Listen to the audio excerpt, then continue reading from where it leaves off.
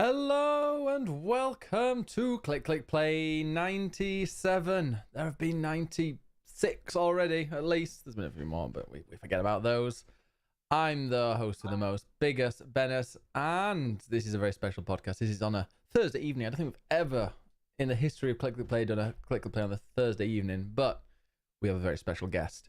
We have the very beautiful, the very talented, the very bald, wait, what? Rockitsauce? You watch your goddamn mouth now, Ben. It's been a very long time since you've invited me on the podcast. I know. And I'm happy to be back. Don't start it off the wrong way. I wonder if people will realize why it's been so long.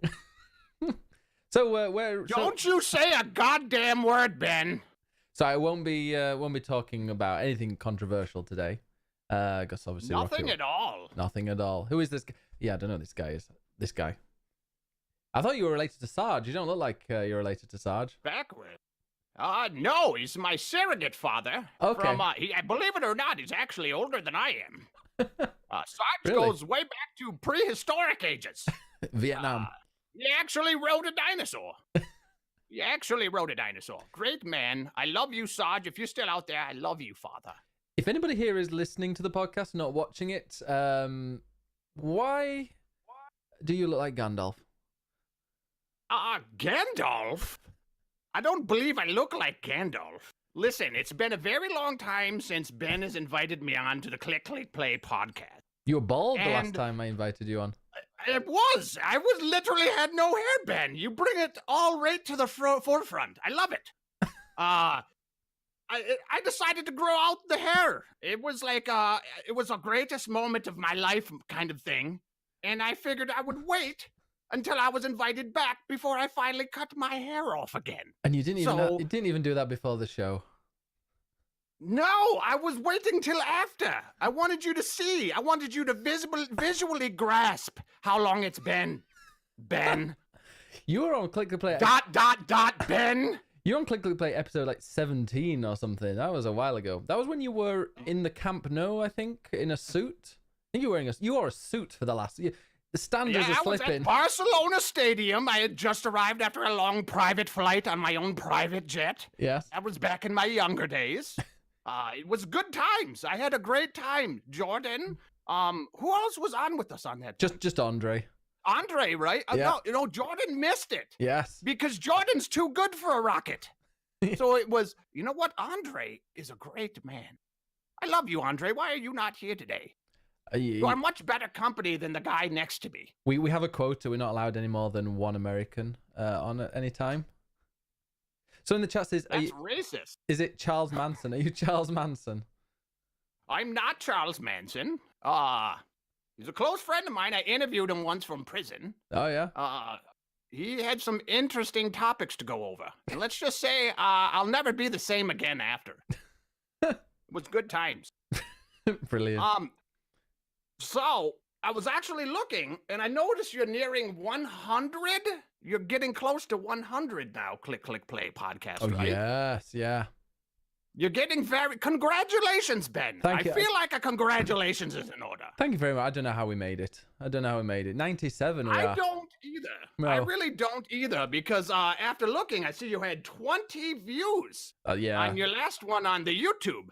Oh, that's quite amazing, really, though. If we're lucky. After we're talking about a platform that has over. Let me make sure I get my facts straight here. I wrote these down so that I wouldn't get this wrong. So on a platform with over 1,300,000,000 users, you got 20 views. Here's some statistics for you, Ben. That's 1 in every 65 million people seen the Click Click Play podcast. You make me sound so famous. We're lucky to get 20. It's all on the Spotify now. No. Nobody uses you. YouTube's for white nationalists and vegans. It's all Spotify now. That's debatable, but in there is the truth somewhere. In there is the truth. Brilliant. But 1 in every 60. I wanted to put that in perspective for you. That is a developed nation worth of people that watch my podcast. No, not even close, Ben. But good try. You're padding your stats a bit. A developed Hamlet. Just a bit. But in all seriousness, congratulations to you, Ben. 97 episodes of a podcast is something to be proud of. Yeah. And you're very good at what you do, despite the fact that it doesn't get recognized. Exactly. So I want to thank you and say that I've enjoyed at least 6 of them. Yeah. Oh, 6. Myself. That's yeah, more than most literally people. myself. One of them was the one I was in. Yeah. So really 5, but Legendary. I was obligated to go back and watch that one, for contextual reasons. Oh, yeah. But Have a fab. no. Very big congratulations to you. You're nearing the 100. You deserve it, Ben. You do things correctly, the way that they are meant to be done.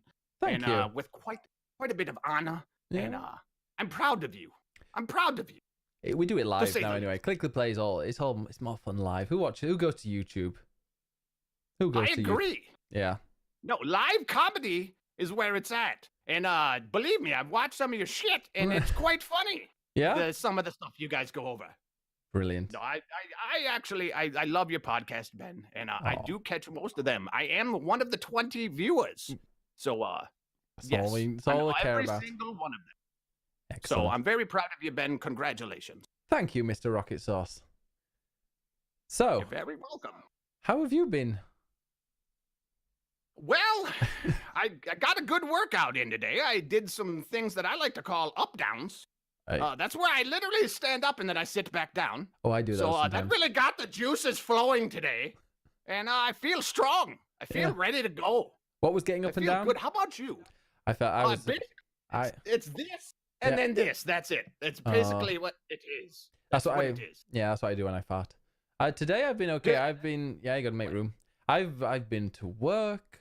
I got up very late. You know what? Guess what time I got out of bed today? Are we talking my time or your time? Your My time. 'Cause time. We are like an ocean apart. Your We are. time. 3 10 p.m. 3 in the- p.m. Well did. I did go to bed very done. late. Then you went to work after that? What time is it there now? Yeah, now it's just gone 11 o'clock at night. 11? Yeah. What time do you normally stay up to, Ben? I normally stream until 4 o'clock In the morning? in the morning. How do you maintain a normal person's job? I work in the evening. It's great. It is good, isn't it? I started doing morning streams where I was like, oh, okay, I'm going to get up at 10 and then I'm going to stream and then I'm going to go to work. And I'm grumpy in the morning. I was doing streams. I'm like, I'm in a grumpy mood. Why? You don't stream when you're in a grumpy mood. It's a bad idea.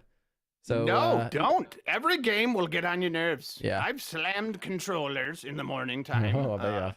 This is why I don't do morning streams No. or wake up before morning is ended, because it's not a good time for me.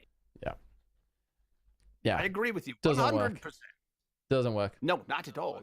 So, Mr. Rockitsauce, you don't have to do the voice and the hair. If you wanna go to be original sauce, feel free to. Ben, I feel like you're not letting me be who I am. I am. I'm just. That's gonna put a bit of a stress on your voice, I feel. Stress. Ben, at 111 years old, you stop getting stressed, all right? Unless young men try to tell you to be who they want you to be. All right? Got a comment in the chat from Hank. Says, Sauce, what the fuck are you wearing? Wearing? This isn't wearing. This is being. Don't hold me down. Breathe. Also, Hank Scorpio, good to see you. How are you today? Well, There's a lot of familiar faces in the chat. I know. All ugly. I thank you. I thank you. You know what? Very big thank you to everybody from the Rocket Nation that is joining us here. Yes, thank Make you. sure you show this man all the love and respect that you show me every single day. They show you respect. I've never seen that. Sorry, I dozed off. So who are you? Who is Rockitsauce? For people that haven't been listening to Click Click Play for over 2 years, might not know who you are.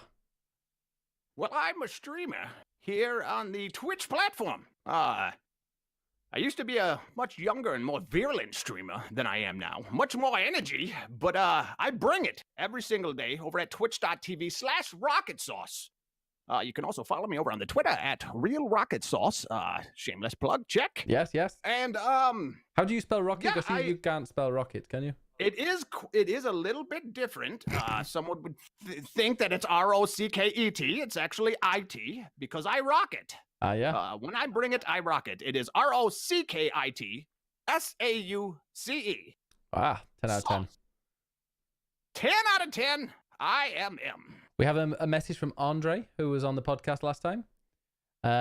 He says, I will never forget him. Tell him I said yo. Andre, I wish you were here, my friend. He's got better things to do. I feel cornered by Ben right now, and I could use someone on my side. Someone of the same nationality. Well, Melon's not here, unfortunately. Same geographical location would be nice. So I feel like I miss you. I'm trying to work out where your Andre, accent. hello. Where this accent's from. Not quite sure. So, where are you, Rocket? When you're not being an old man, what do you do? Well, I live a pretty relaxed life. I'm a bartender. Ooh. And it's hard not to get this hair in many people's drinks. I don't get as many tips as I used to. No. Because, believe it or not, the ladies don't find a man of my age what I would call sexy. And so I don't get as many tips as I used to. But mostly, my main profession is a bartender. And I serve the drinks that get you on your feet. And then the rest of the time, I play video games and stream here on the Twitch platform. And on the Twitch platform, what kind of games do you stream? I'm a variety streamer, and I know that's taboo nowadays. Oh, yeah. Don't say that you're a variety streamer, idiots. But I play several different kinds of games. Right now, we're actually in the middle of 3 separate playthroughs. Well, come Friday, it will be 3. Right now, it's 2. What are you playing? We're starting a new game Friday. It will be Borderlands Game of the Year Enhanced Edition because it's almost as old as I am, and I can connect with it. I started playing that last week, and it didn't grab me. What? It did not grab you? No. I'll grab you. How did it not grab you? It is a looter shooter. You play many of these. I do, but I didn't get an urge to play any more of it. I've got enough looter shooters. I play Division, I play Destiny. Well, a little, but yeah. That's a full-time job in itself right there. You just named off 2 games that you could sink 40 hours a weekend and still not be caught up. Yeah, or have sorted your inventory. I'm sure it's very good, but I just don't think Borderlands is for me. No, that's the great thing. You know, there's many games out there, and you're bound to find one that you enjoy. And I'm actually, it's funny you should say it, I'm in the middle of a playthrough of Division 2. That one's very good. I must say, I enjoy it to the utmost. It's great. They've added some new things as well. They've added some new things. Yes, they have. Today, I think, or yesterday, or there's a patch coming out very soon with new things. It's going to be good. Yes. They're in the middle of an event right now. It's an apparel event for those of you that love Fortnite and emotes and putting stuff on your characters to make them unique or personalizing. I'm upset though. There's no dab yet. They need the dab. There is not.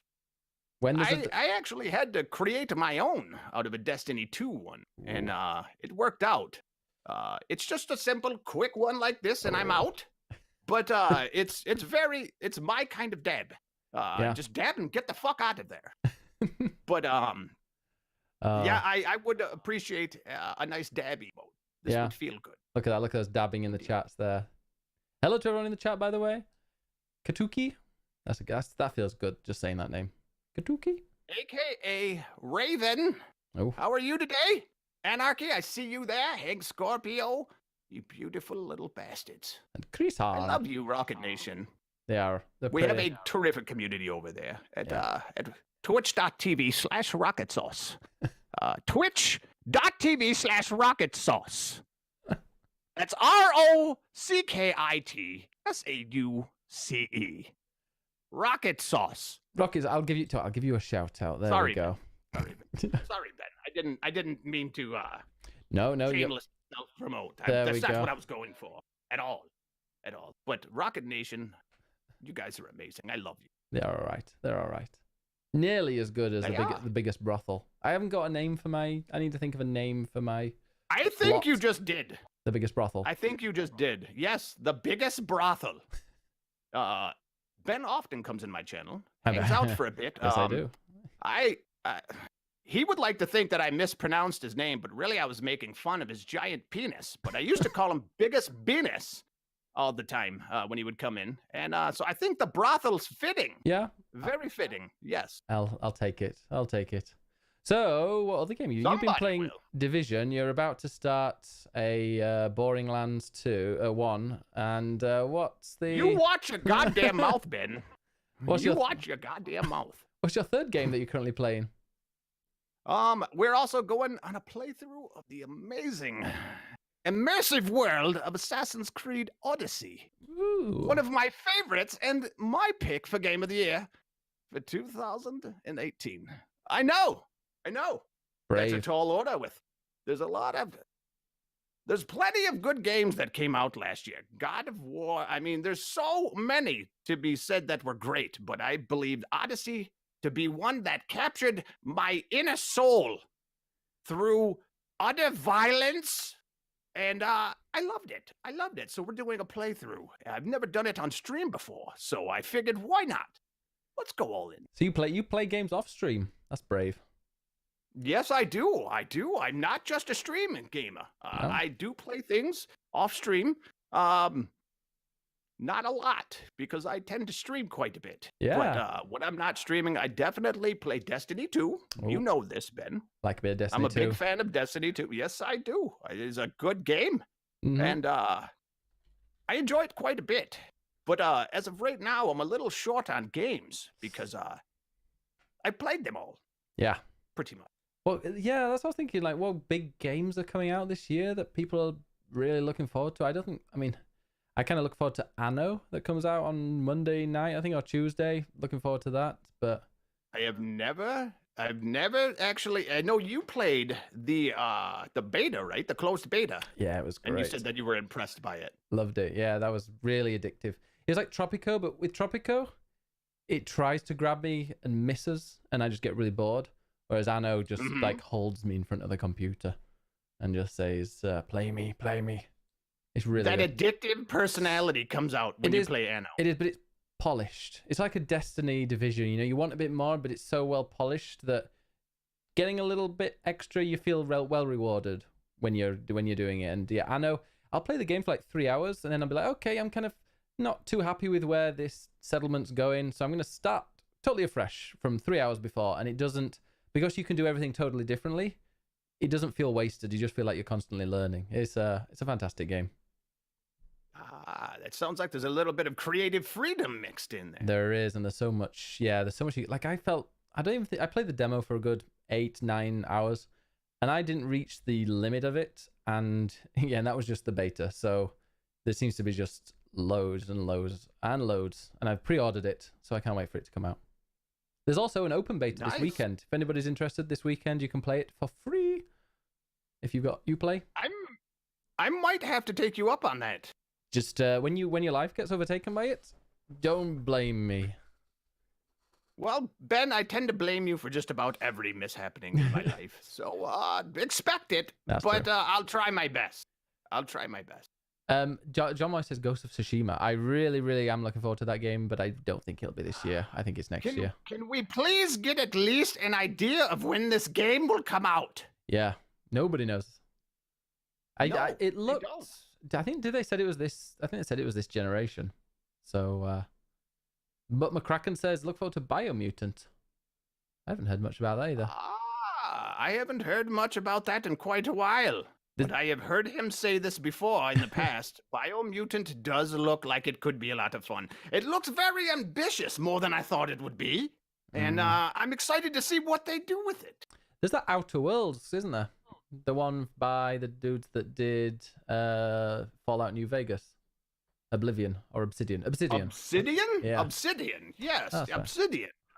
Obsidian, great company. I do believe that Bethesda might want to employ them a little more after their last excursion into the video game world. Yeah. So they might want to hire them a little bit more. How many hours of Fallout 76 did you play?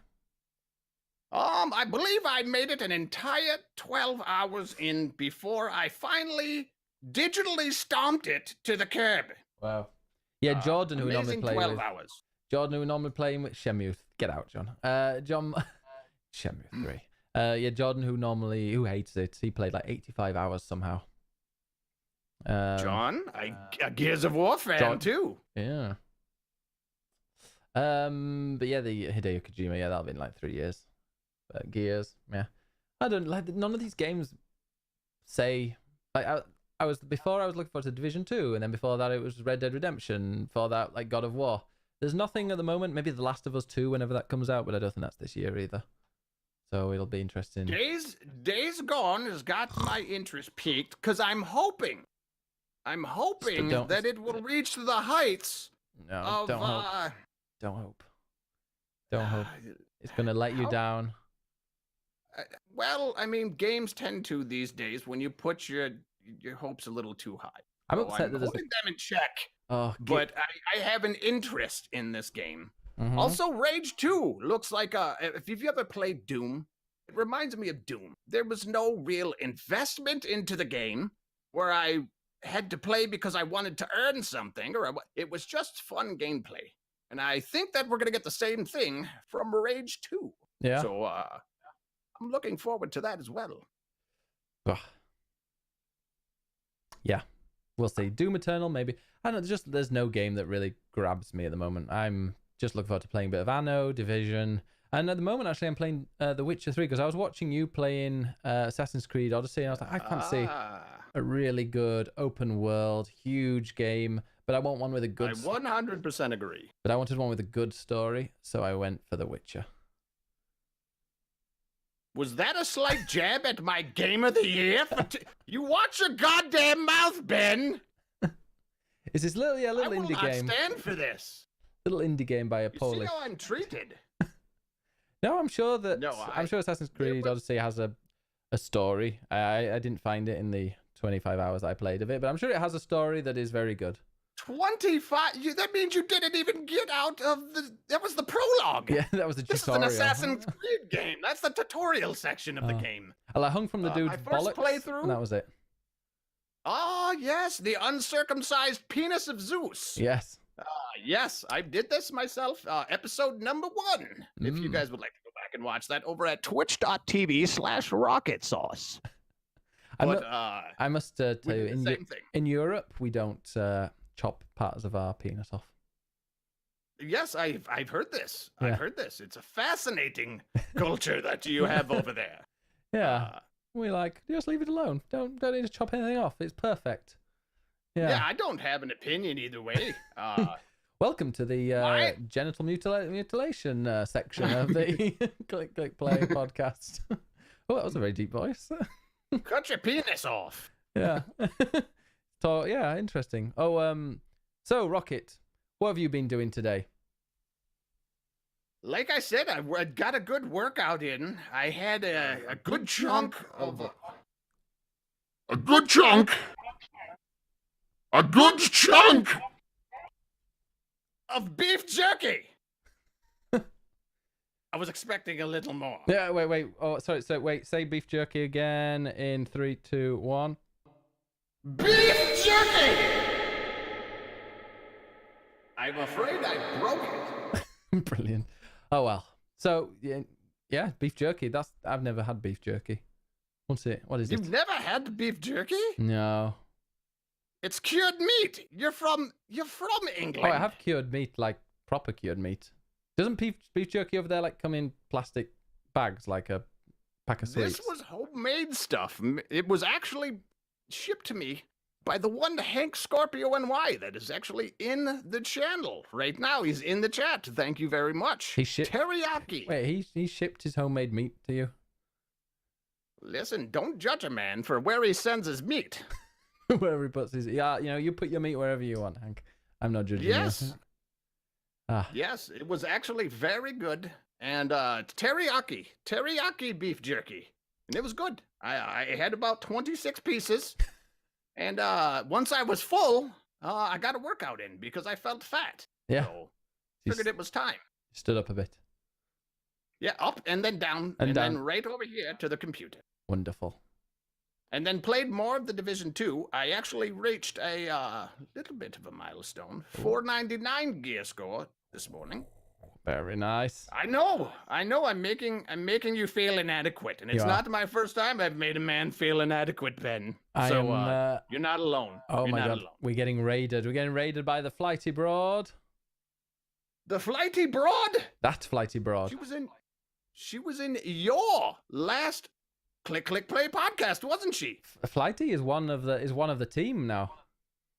Is she literally? She is literally one of the team. Good for her. Yes. Flighty Broad, thank you for raiding. And you're an amazing woman. She is. This is Rockitsauce, by the way. He's a little hairier than last time, but he's here. It's been a while. It has been a while since I've been on the podcast, so I've grown out. What is the he's definitely a bear now. What have you been what's your favorite game since we last played 2 years ago then, Rocky? Before we go on to some Twitch chat. Favorite game that I've played since we last encountered each other's beautiful voices. I would probably say, and this is going to go against what I said earlier, but I'm going to say probably God of War. That was an incredible masterpiece, and I was quite taken back by how great of a game that was. So it was the best game you've played in the last 2 years, but it wasn't your game of the year last year. Listen, I said it was contradictory. At best, it was contradictory. Okay, listen, I love Odyssey. But you just said it yourself. There's better stories out there. And I love what they were able to do. There are actual stories. I love what they were able to do with the God of War franchise. And I love that Cory Barlog went outside of what everybody told him that could not be done. And he did it anyway. Can I just... So this I have a little that was amazing. I have a little announcement. We're going to be joined by Flighty Broad.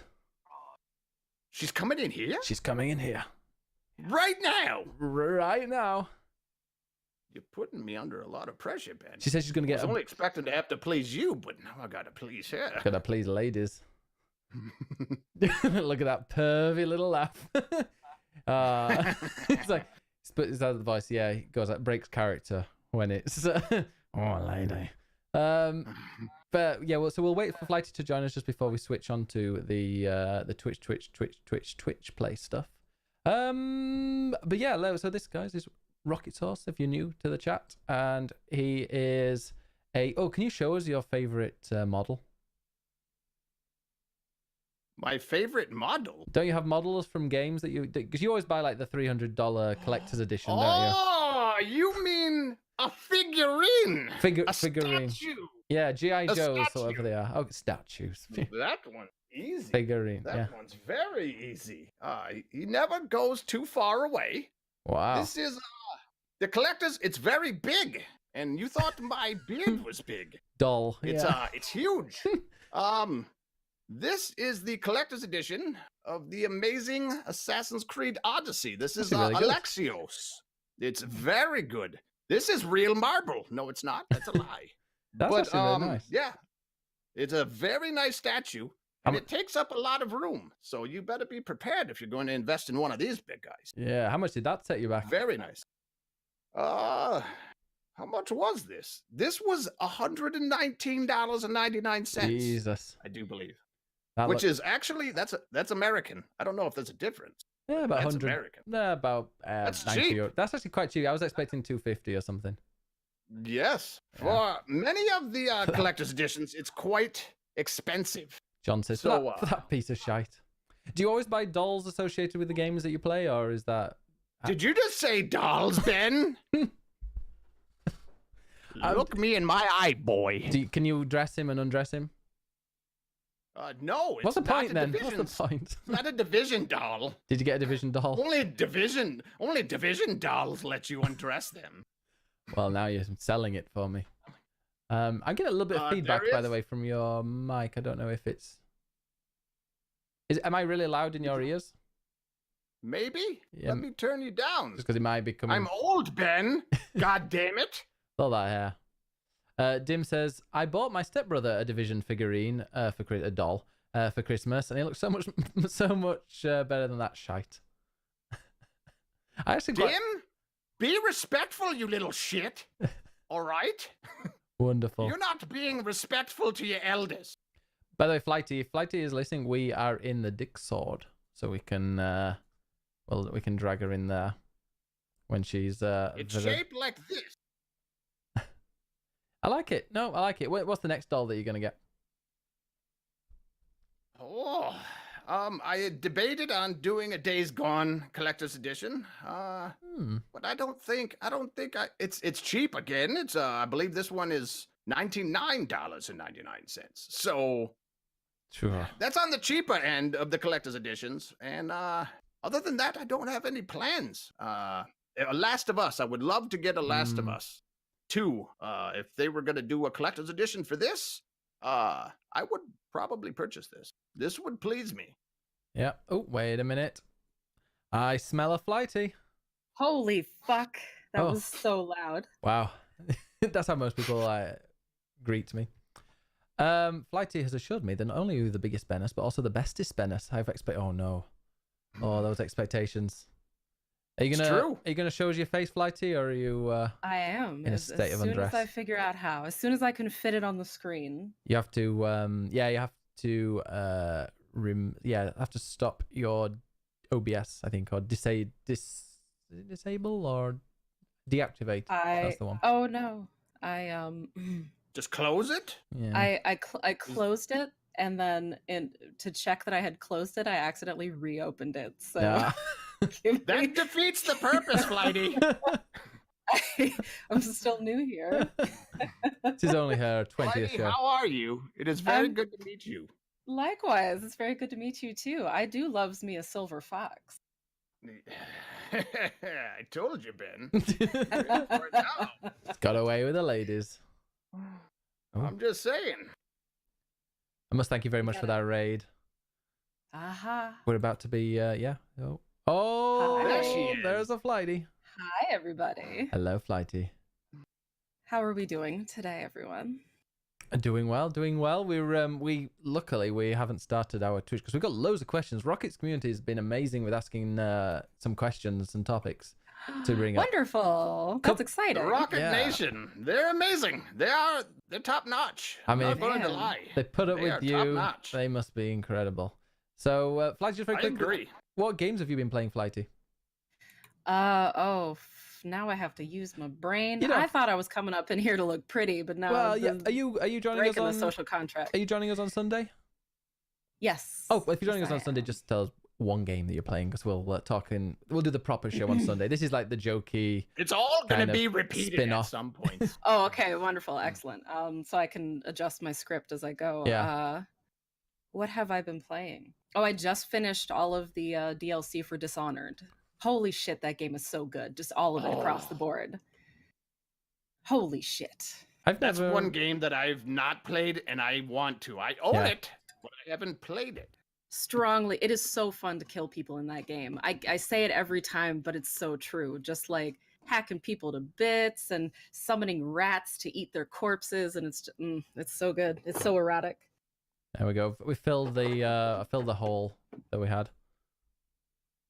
Filled the hole. Yeah, we had a little hole in the because there are 3 of us now, so now we've. I was not. There Oh. Is that better? Never mind.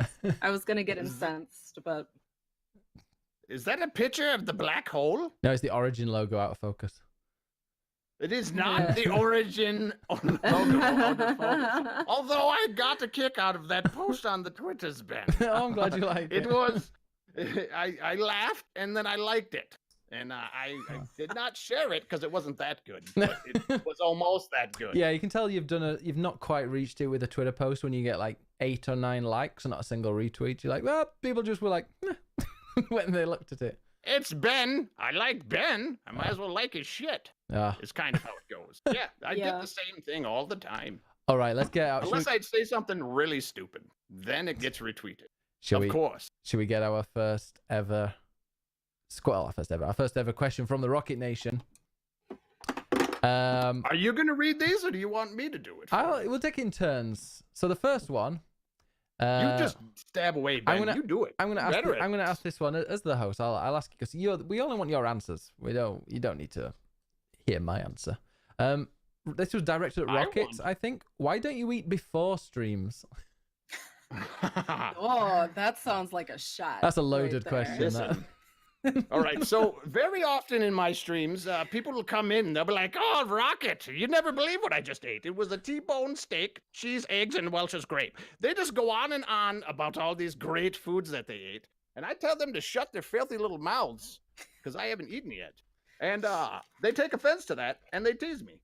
So the reason why I don't eat, this is the reason. I believe that there is it's good to be hungry. Okay, I know in America these days, God forbid we ever say such a thing, but it is good to be hungry.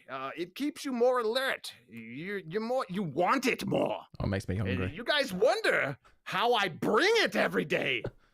Well, I bring it by making myself hungry, and that's why I don't eat before the streams. I think that it makes you worse at what you do.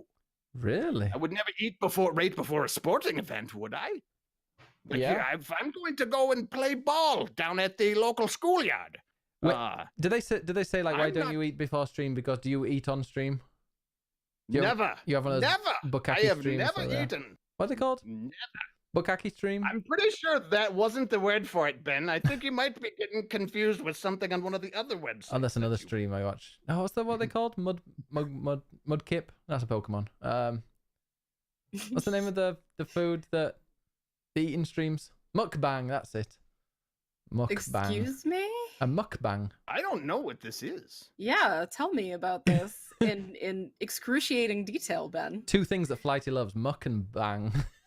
And when you combine them into one word, like let's talk about that. Let's have an extended conversation. It's an eating stream, I think, where people watch people eat.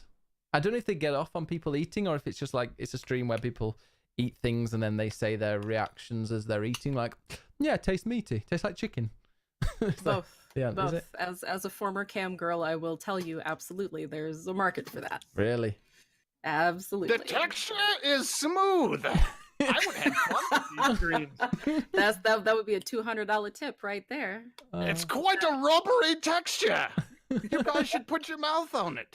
How does it No. feel sliding down your throat? Like you need to get all up in there. Gotta go deep in detail. I get it. I understand completely. Yeah, so that mukbang stream. So yeah, you don't have any of those then, Rocket. You stream for a long time. So Never. if you're hungry at the beginning of your stream, you have long streams. I'm immediately hungry as soon as the stream comes on because shout out to Real Boogeyman. He'll come in and tell you what he's made for the last week and a half just to get on my nerve. So thank you, my friendly bearded bastard. He brings it. And but no, I've never eaten on stream. I don't think that's something you should do. You're there to entertain. Mhm. You're not there to fill your fucking face. Yeah. So put the food down.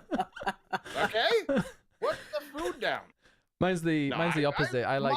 It's a personal thing for me. Yeah. I will never eat on stream ever. No, I don't even drink because normally I can't be bothered, and I'm healthy as well, so I don't like to, not healthy. I care about the environment. I don't like to use unnecessary water.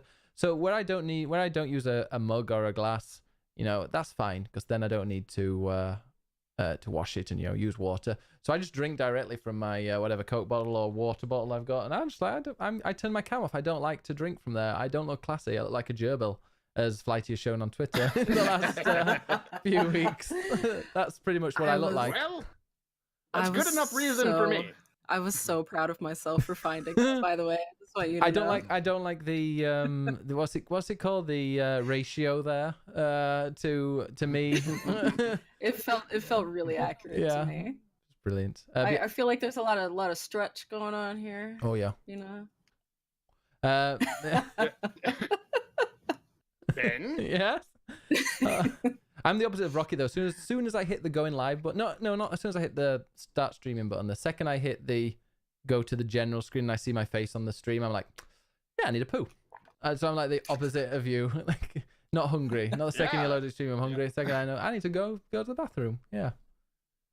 No, I do like this. Extra Like, long intros is what that leads to. Like Mm. everybody knows your stream's about to start because you've been gone for 15 minutes. Yeah.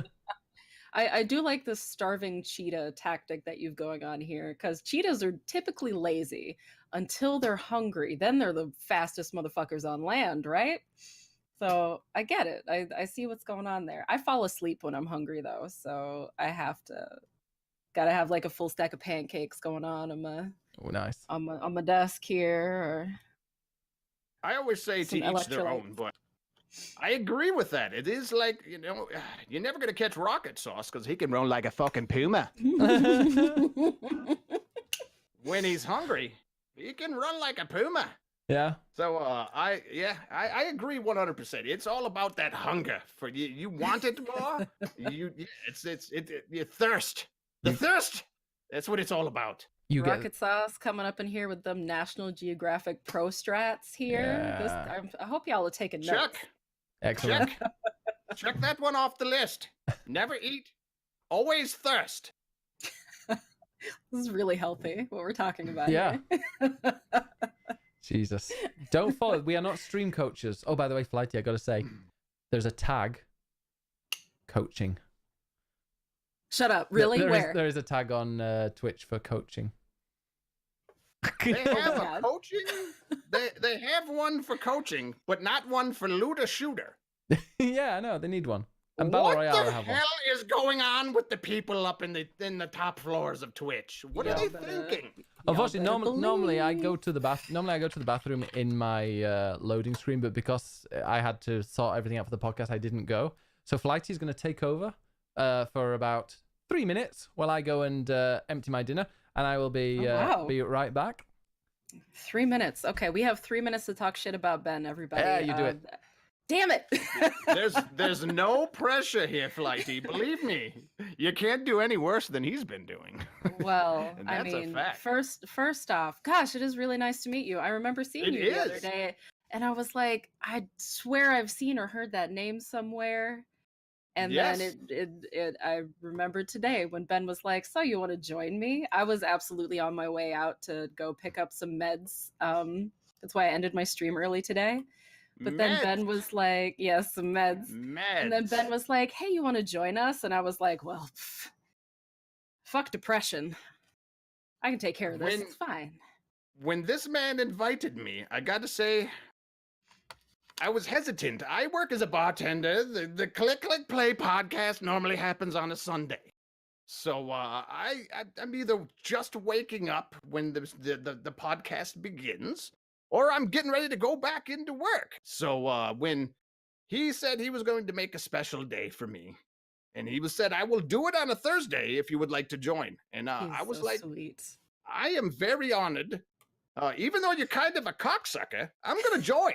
And Only kind of. we planned it. Yeah, it's barely. He's on the cocksucker limit. He's Oh, right there on oh, a thin line. I can see like the friendship there is just so tight. We're good people to each other sometimes. He's never nice to me. That's not a lie. He's never nice to me. No, he's a good man. And when he offered, I felt obliged to agree. And it's a surprise to have you here, and I'm very happy that you are. Yes. We haven't met before. I haven't like been in your stream before, I don't think. I've seen you in Ben's chat before. Okay.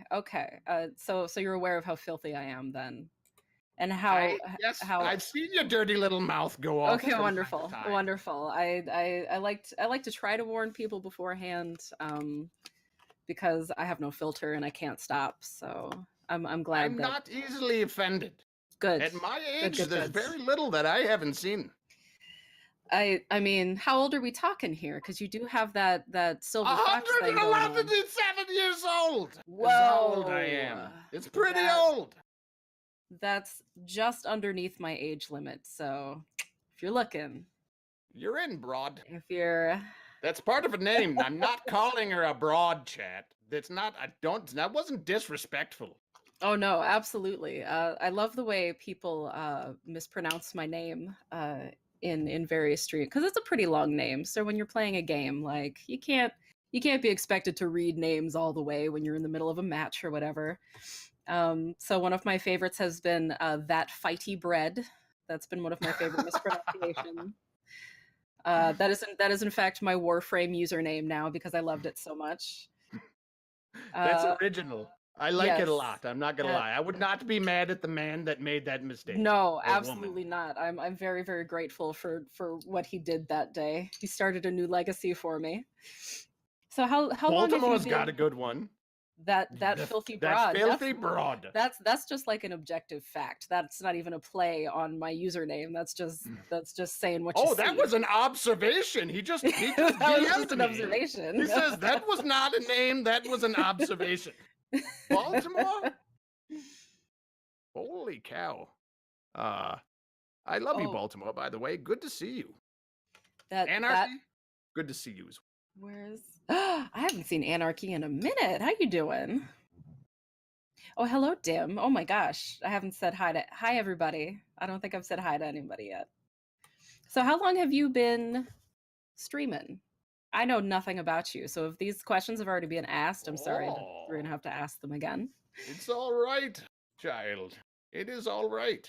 I've been a streamer on and off for it's about 2 years now. About 2 years. I've had 2 separate occasions where I've taken extended breaks, but I Sure. always come back because it is a love of mine. It's hard to thoroughly stay enjoy away. it. It is. We built such a great community over there in the Rocket Nation at twitch.tv/Rockitsauce that I can't help but I'm drawn back to them every single day. Just having this great community show such love and support for you, you can't help but fall in love with it, and you get addicted. I'm not going to lie, you get addicted. Absolutely. And that's when the hair started growing out, and I don't even bathe anymore. I just stream all day. Absolutely. I have one of those little like chemical showers that you use in like lab situations right next to my desk. So I have no idea what you're talking about, but I might have to invest in one. I mean, you just step in there, you just rinse off real fast just to get like Wait, I know what you're talking about. Decontamination in progress. There we go. Those. There we Got go. it. That's exactly what that is. Got it. You just use that to take the surface layer funk off, and then you can Just on the maybe surface. just on the surface. Any like deep level funk, you need to like do a legit ski shower. Unfortunately. I don't even have running water anymore. Oh, well, I mean, you don't need it. Our ancestors No. didn't need running water, so Now Come you on. get where I'm coming from. I have a toilet that fills up. Okay. so you have a That's chamber all I pot. need. Yeah. Yes, indeed. That's where I do my business, my laundry, all of these things. I think so. How's your real life friend situation doing, knowing all of these facts?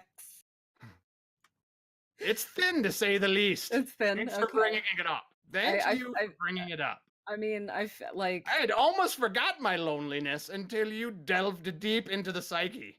we don't pull punches here. I'm sorry, baby. It's all right. I like to. This is real journalism here happening on Twitch right now. Real journalism. Who's saying they can be naughty in here? Colton? I believe it. I was gonna scold you, but I believe it. I love that name, Colton. I don't know why. It just reminds me of a young man in the Old West. You know, I don't know why. Colton, maybe because Colt 45 pistol or something. I don't know, but it's a great name. I love your name. See, whenever I hear Colt 45, I think of the malt liquor that comes in those ridiculous volumes. So I can definitely tell that you're a much older soul than I am. I lived through 1945 and 1845, 1745, but Oh, I hear that was a good year. I hear 1745 was slapping. it was all right. It's overrated, in my opinion, amongst you all think the years that I've lived through. I see. You know, Wonderful. personal opinion thing. So how long have you been a streamer? Oh gosh. That's a difficult question for me to answer because there's a lot of nuance happening here. I have been on Twitch since I think it was 2013 when I looked there, and I was I think I'm not Good 100% Lord. sure. That is a veteran. But I didn't start streaming until a couple of years later. And it was just like a kind of, like, I'm bored, let me do this thing real fast. Let me play like The Long Dark or something. And then I stopped for a while. And then I think has it been a year, everybody? I think it's been about a year, a little over a year since I like became affiliated and started doing this kind of part-time. So I think that's kind of my official streaming time is about a year and a half or so. So That's actually, I would say total and time where I've actually streamed, I would say is probably about the same, about a year and a half total, but I've had several breaks in there. So a couple of breaks where I just didn't feel like things were going the way I wanted them to, and I decided to take some time off to release and come back with a fresh frame of brain. I like it. I like it. And there are so few people who, can say that they've been streaming for 4, 5, 6 years at a pop. I think that's impossible personally. I think that is Yes. on par with like Bigfoot. That's a Bigfoot streamer right there. I 100% agree. A streak was just brought to an end recently. Talking about that was the Coalition, Co-Carnage, 2,000 straight days with streaming. Whoa! And it finally came to an end on last Saturday. So big congratulations to Co-Carnage. Absolutely. In my opinion, one of the best streamers on the platform. Very professional. Plays the games in a way that keeps his community involved. Big ups to Co. Congratulations. Absolutely. 2,000 straight streams. That's insane. That's God. I would die. I don't think I could make it. Like that rivals my streak of not taking a bath. So someone say best well streamer done, on Twitch. There we are.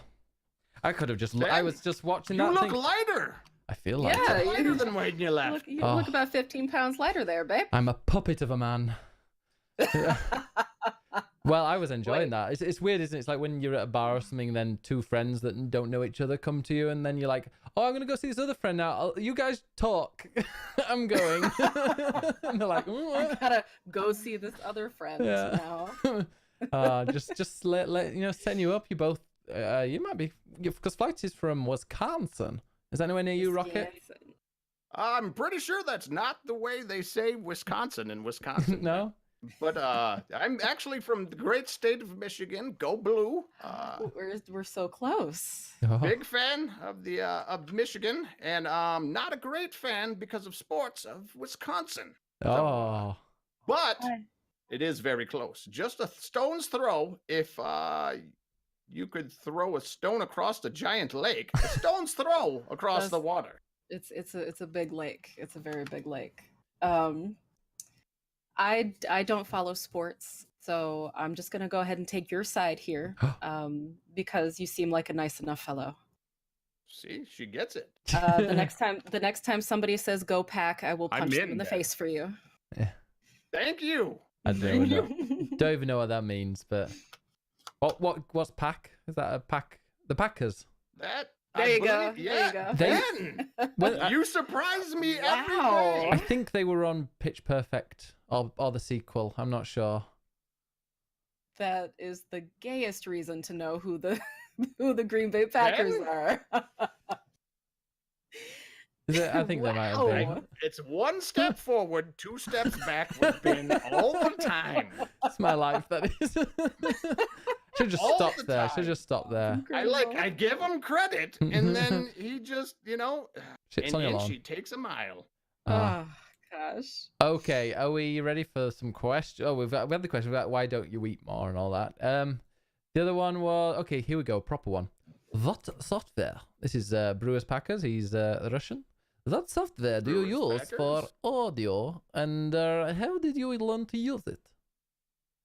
I'm sorry, their username was Brewers Packers? Yes. Brewers Packers, yes. He's a great part of the community over here at the Rocket Nation. Hello, Brewers Packers.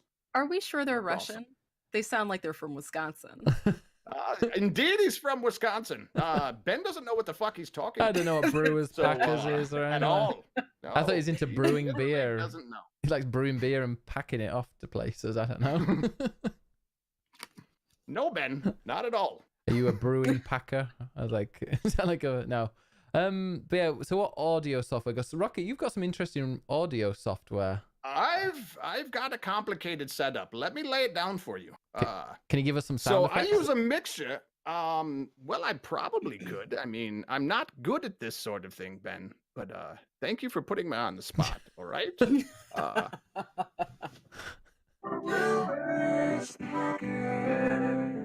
Thank you for your question. It's just beautiful.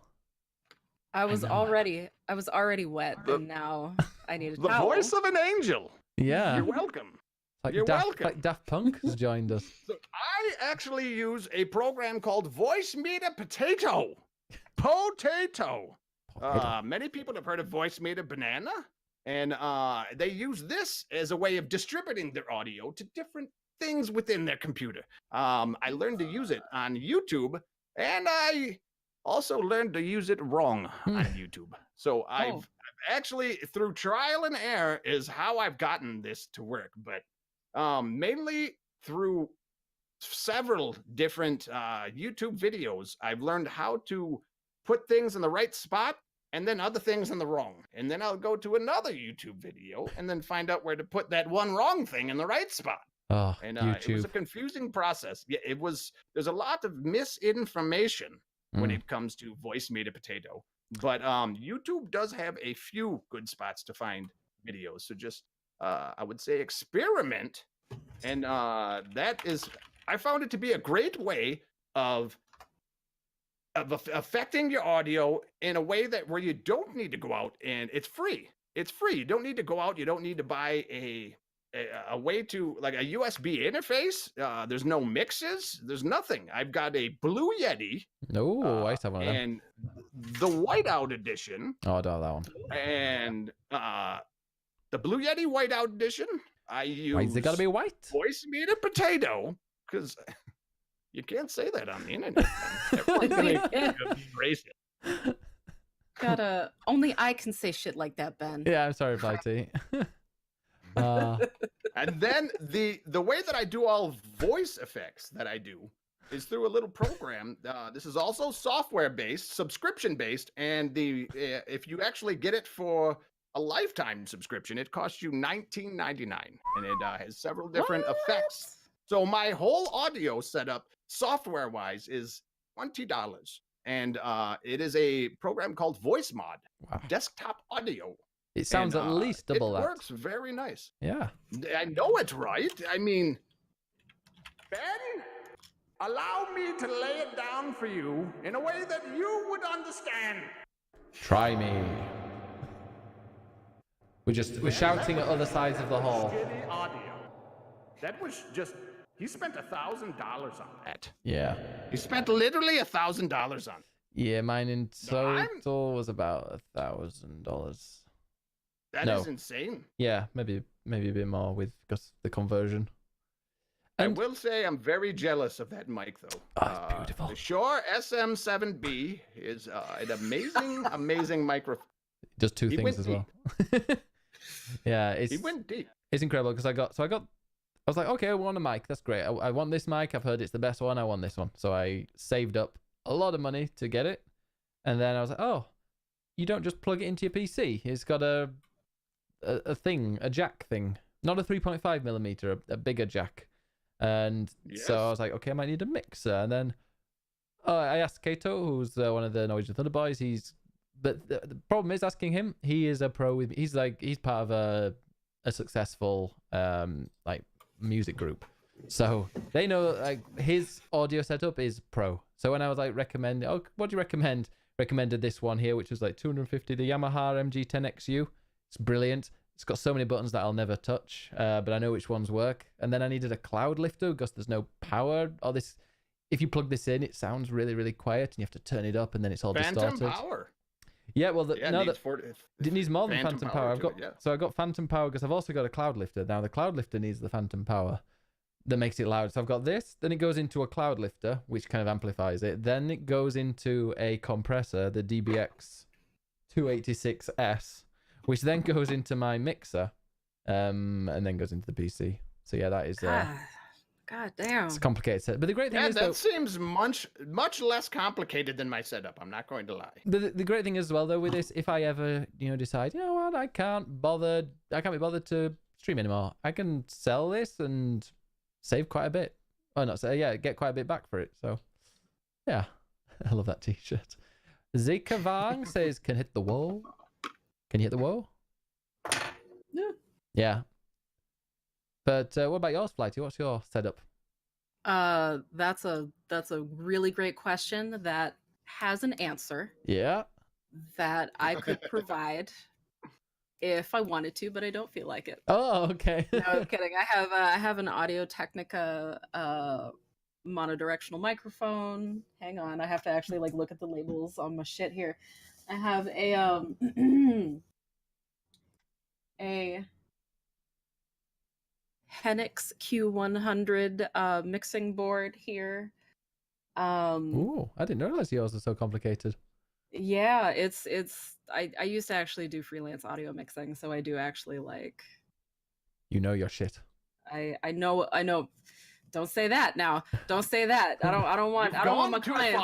I don't want my clients coming up in here and being like, "Oh, she knows her shit," and then no, don't get me in trouble like that, Ben. No, I know enough. I know enough, which it sounds like is the case most of the time when it comes to streamers, is that you know enough. So if a cat you decides learn what you need to know. That is exactly learn what you need to know, and the rest can go fuck itself.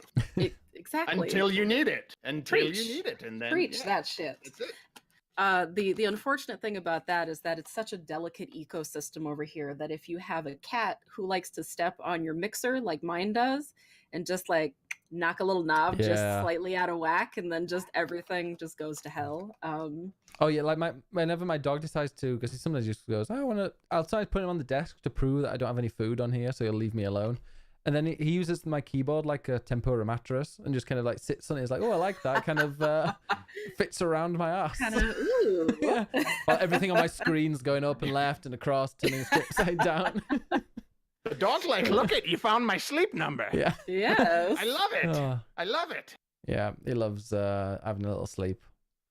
Anywhere he can sleep, he will. Dog.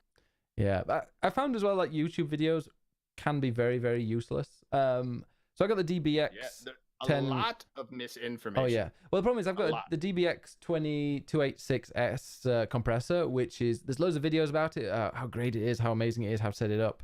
Then I've got my mixer, the Yamaha MG10X2. Ben went all in. But I want everybody to know this. Ben went all in on this audio setup. This is top-notch shit. He's not messing around. Despite the sound. But it's got all this great stuff. It works together. All the YouTube videos tell you how to set it up and stuff. But there's not a single YouTube video that tells you how to actually connect them both. So I'm there looking at it going, well, it says, you plug your thing into this. And I'm like, yeah, well, where does... There's about 20 holes on my mixer. I have no idea where I was meant to put the bit that was coming from the DBX. And like, what kind of cable do I need? There were 3 on there. 3 of them have got output on them. Which one do I want? Yeah. So actually, it tells you how to use them. But it doesn't tell you how to connect them to anything else. That was confusing. Hey, I'm gonna make movies is in the chat. Andre. Hey, Andre. There he is. There he is. Andre, I miss you, friend. It's Aw. been too long. I wish you could be here. God, no, I mean 3 Americans and I'm off. We got this, Ben. We got this. We'll just worry take about care of it for you, Ben. Sorry, I don't speak tech. What does it all mean? Putting the wire into the other wire into the other wire. I didn't know how to put the second wire in. Piggybacking. I never seemed to know which hole to go for, so I just tried all of them until it worked. Until it sounded good. Best way to do it. Yeah. Just if it accidentally slips into the one that you weren't aiming for, just see if it works. Yeah, you get a slap. Are we talking about the same on. thing here, Broad? Oh, thank you so much, Baltimore. Gifting a sub to I'm gonna make movies. He's gonna pretend now that he likes this stream. Okay, next question. Oh, this is one of my favorites. I want to hear this. I'm so glad we've got Flighty for this one because I'm sure no, it's a good one. What is the most memorable stream fail that you've had happen? I knew you'd have a good one. Let's let Flighty go first on this one. Yeah. This sounds like there's a Or good story should behind we- this, and I'm Or should down we to hear should it. we save hers for last? It's not that funny. Go on then. It's- Mine's easy. Mine's not that funny, and it's not that. Mine revolves around just getting. We used to do a thing called drunk streams. I would drink a little bit of what I I've like had to them. call the perfect mix. It's called a 50-50. It was half Captain and half Mountain Dew. And don't knock it till you've tried it, young. Is it better than a Johnny? Is it better than a Johnny Vegas? Nothing's better than Johnny Vegas, Ben. But it's close. It's very close. I might have had a little bit too much to drink, and at some point during the stream, I happened to lose control of my vocal bits. Oh no. Them were located in here, and I couldn't talk. I ended the stream, and I woke up 6.5 hours later, face down, right in front of my chair, and that was it. That was it. That's the whole story. Oh, that's Oh. that sounds wonderful. When you said you lost Face control of your I- vocal, I I thought you said might- you were gonna you came out with some real filth, got banned or Oh, something. there was all kinds of filth was happening. I mean, I don't even remember half of the shit that came out of my little mouth. Yeah. It was bad. It was bad. I immediately woke up and deleted the stream just in case. Just And in case. that was that. It never existed except Oh. for in my brain. And you still remember it. The hearts of the Rocket Nation. Yeah, mine was just like Sorry. when I first streamed for the first 3 months, maybe. Every time I hosted somebody, I assumed that ended my stream. So I was sat there, I'd host somebody, and then I would just sit there, like picking my nose, watching them stream, maybe laughing a little bit, and yeah. So and then usually there's a guy called Shaded Paladin. He used to watch on phone on his mobile, and he never got the host.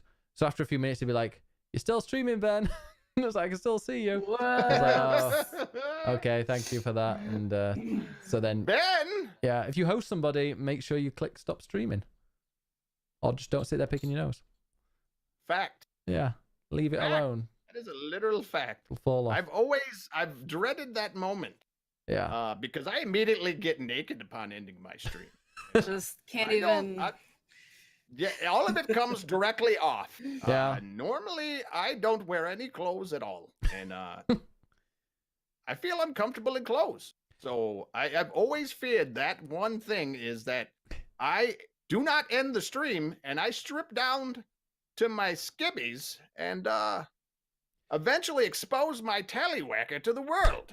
You do with that face, with the beard and the hair. You remind me of the dude from The Life of Brian who takes the vow of silence and is butt naked. Do you remember that bit? Oh well, I mean, now that we were talking about nudity, Oh, here we then go. yes, it's all like coming together. Go on then, Flighty. Tell Um, us what did you do? So fun fact, because of all of that, just from hearing stories, not from anything actually happening, I have started using like a start splash screen and an end splash Good screen idea. so that you can't see me before or after, because I do absolutely forget when I'm streaming. But the the hardest stream fail that I have ever, y'all are gonna learn a lot about me right now. So as a performer, as like a burlesque performer, I consider streaming to be kind of a performance because I have to like activate myself in front of y'all. I'm a robot basically. Start being nice to people. To relax, I like to masturbate before stream. My masturbating computer is this one right here, so I will Brings a whole new meeting to splash screen, doesn't it? Absolutely. Ah! Check. So I open up a separate window just to be safe, just so I can like close everything down. Well, when is this going to be? Where is the fail in this? I'm looking forward to this. And I often will have multiple tabs open. I like a little variety and spice of life, you know, when I'm beating my meats. So I'll finish, I'll clean up, I'll come back, and I'll be like, "Whoo, let's go!"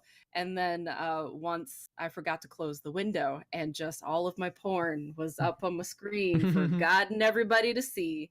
And everybody got to see everything. Wow. Everybody got to see my fetishes, got to see I mean, that doesn't bother me, obviously. That bothers Twitch. I would be happy to show y'all my porn collection. All you got to do is ask. But I had to stop the stream immediately and delete it so I wouldn't get banned. There's this whole TOS thing that which makes you follow and yeah, whatever. Well, I think you win, Flighty. Who was in the chat then? Yeah, I agree. Oh, this was like before I became affiliate. Oh, okay. Ben's looking for the deets. Yeah, I know. Where are these clips? Like we can have like a special stream just so I can do it for you, and then I'll immediately. Noodle says always have two computers. It's always. Like you have two browsers always. You don't be at work or something that has a Google autocomplete. And I don't even care about that. If y'all want to know the kind of, dinosaur porn I'm looking up, like, that's your fault for being here. That's your fault for coming to me. Dinosaur porn seems like it's more up my alley. Not going to lie. You remember there we them? go. That's your first partner. All right, Indeed. Next question. Who's your favorite streamer and why is it me? And that was by I'm a Potty Mouth. Ironically, my favorite streamer is not I'm a Potty Mouth. He is top 10 definitely. I would say my top streamer is probably, actually, I think I've already mentioned him once today. I would say probably, and I know this is going to be very unpopular. It's now popular to not like big streamers. But I'm going to say my favorite is probably Co-Carnage. I believe that man does a great job of inclusive community networking and he uses his community to help play his games. He doesn't play his games for his community. He plays it with them. And I think that's a unique way of doing it. And how does he do that? I've never heard of him. You've never heard of Co-Carnage? Co-Carnage. He's a very big streamer. Yeah, Co-Carnage. He's been around quite a while. We were talking about this while you were in the shitter, Ben. Oh yeah, no, I was listening to a bit. Didn't he do 1,000? You said he had 1,000. He actually just ended his streak of 2,000 straight days of streaming. 2,000 last Saturday. So committed, works hard, has a great team of mods behind him that help keep the chat in a place where mentally he wants it and he can do his best work. And so he's a very good streamer. Definitely check him out, Ben. I would say Co-Carnage is one of my faves. He is one of my faves. And I know that's against a lot of people don't like big streamers anymore. No, I liked, some big streamers I don't mind having just on in the background chilling if I'm not interacting with. I think we've mentioned this before, but if somewhere I don't really need to involved in the chat. Maybe it's just somebody that's quite a funny person. There's a guy called The One Manny who's got like a dog act that it's just utterly crazy. And sometimes I'll put it on. Yeah, I know. Yeah, I know the one you're talking about. It's just a dog and it's talking along with his voice. Yeah. It's I entertaining and it's just if I'm not wanting to talk or something, I might put that on for example.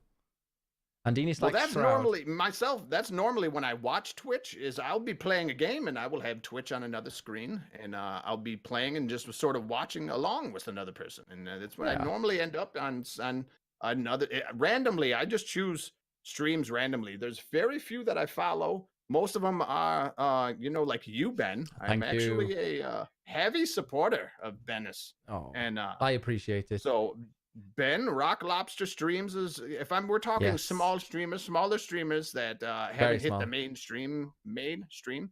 I would say Rock Lobster streams is very good. Couple streamer, check them out. They are amazing. They are. I love them guys to death. They had a sidekick on. They had a sidekick on. I think like a real. Wasn't he like a local celebrity or something? He actually. You talk about the Bigfoot man? I don't. Yeah, maybe. I think that's who you're talking about. Yes, some famous dude. Alpha Chris knows somebody who's actually done Bigfoot research and helps out with like shows about Bigfoot, and he's actually a Bigfoot hunter and knows quite a much about the subject. But so also Flighty, if you know is part of Bigfoot, huh? But he's delved into other forms of the occult, you could say. So Is he a he's flat been earth? on there a couple Wonderful. times. Is he a flat earther? I hope not, because them people are ridiculous. Yeah. So Like, yeah, no don't offense if you're like, a flat earther. don't get it twisted. Like, don't ever confuse cryptid hunters with flat earthers. Like, there's a complete There's a bit of an Like- There's a overlap. I'm sure difference. there's a little overlap there in the Venn there's diagram. definitely a higher chance of Bigfoot existing than the Earth being flat. Yeah. Just saying. Oh yeah. Some people can't be explained what stupid is. Yeah. Okay. Yeah. Is But- do we know that the Earth is not flat? Yes. Have we explored every single square meter of the Earth? No. So, yeah, definitely bigger chance of Bigfoot happening. all of the Bigfoots walked off the edge of the Earth, and that's why we can't find them. Hashtag conspiracy. Conspiracy theory. Yeah. He's a flat eater. Says Astral, what do you eat lying down? I like eating lying down. It goes to yeah. No. Just get the funnel in there and just, Yeah, it takes longer just to like go down. gravity work. Just to the back. But yeah, big stream. Are there any big streamers that you watch, Flighty? No. That's not true. I'm actually looking through my list right now. One of the larger streamers that I follow, she is a trans woman who recently joined the Overwatch professional leagues. Her name is Annie, and I actually found her through the Queer Women game stream team, and I've kind of like watched her go from like just a really good Overwatch player, and I've like watched her journey to like being like a really good pro. So I'm kind of endeared to her just because I've like been there kind of roughly from the beginning, not exactly from the beginning, but I've seen her grow quite a bit. So that's been really exciting. And I'm sure gamers have been very accommodating in allowing her to be in these the pro league. The team that she's on has been really, really good to her. But obviously the rest of the league is a bunch of assholes. Yeah. Gamers. But like her team is treating her really, really well. She's also really, really good at counter trolling, Oh, which is hilarious to watch. I need to do that more. Counter trolling is so fun. Oh my Yeah. gosh. Whenever I do just chatting streams like today, like I mean, they're never really smart, so it's just so easy to counter troll. So Yeah. Did you get any trolls today? just oh yeah, I got like a few people came in there trying to talk about like I don't know, hormones, and I know too much about medical shit for that to be like too difficult for me to do. So usually I just like answer their questions sincerely, and then they get bored with me and then they leave. Like I got into a fairly extensive discussion on how the endocrine system works. And I think I'm pretty sure that will bore anybody, whether or not you're being sincere. So that's how I counter troll, is with like just dry ass facts. Dry ass facts. Oh. Dry ass facts. Hyphen placement is really important. Really important at all times. All But right. I can't really I don't really watch a lot of stream. I feel so bad saying this, but I don't actually watch a lot of other streamers because I just spend so much time working on my own content. Yeah. Which it makes me feel awful because there are so many of my friends are incredible and very talented, and it's just I have anxiety and depression, so I have a limited number of spoons that I can expend, and Spoons. Yeah. it's a delicate balance, definitely. No, I've been a little bit like that lately. I've been when I'm not streaming though, I've been trying to get away from Twitch a little bit just to have some distance from Twitch, so it's not just Right. when I'm either streaming or not. You got to create that border. You Yeah. can't Mhm. spend your whole life on the planet, and a lot of people don't understand that. And all you can do is apologize and say, "I'm sorry," but I Yeah. hope that you understand. I do a lot of Because lurking. It's a fact. You got to create that boundary. Yeah. Where, you have to unplug for a bit. It's true, but Absolutely. ideally, I should like take a couple of days where I'm, days off where I'm maybe watching streams instead of streaming. But I don't know, I just get the urge too much. It's like I'll watch someone streaming and go, I want to stream right now. Why am I taking a day off? Yeah. I do that. I definitely do that too. As soon as I do have a day, halfway through the day, I'm like, what am I doing? I should just be streaming. And, It's finding there's like it's like a three-way balance between streaming and then watching friends and people whose communities you're in, and then having time off. You have to kind of find a bit of a balance there. And at the moment, I need to add more to hanging out in friend streams. I make movies. I 100% agree with that. I've been slacking in this category as well too, Ben. I know exactly what you. I make movies says I'm Most loving of the time Rockitsauce. I lurk. I don't really communicate in chat a whole lot because like I said, I will be playing a game and watching at the same time. So you are better seen and not heard.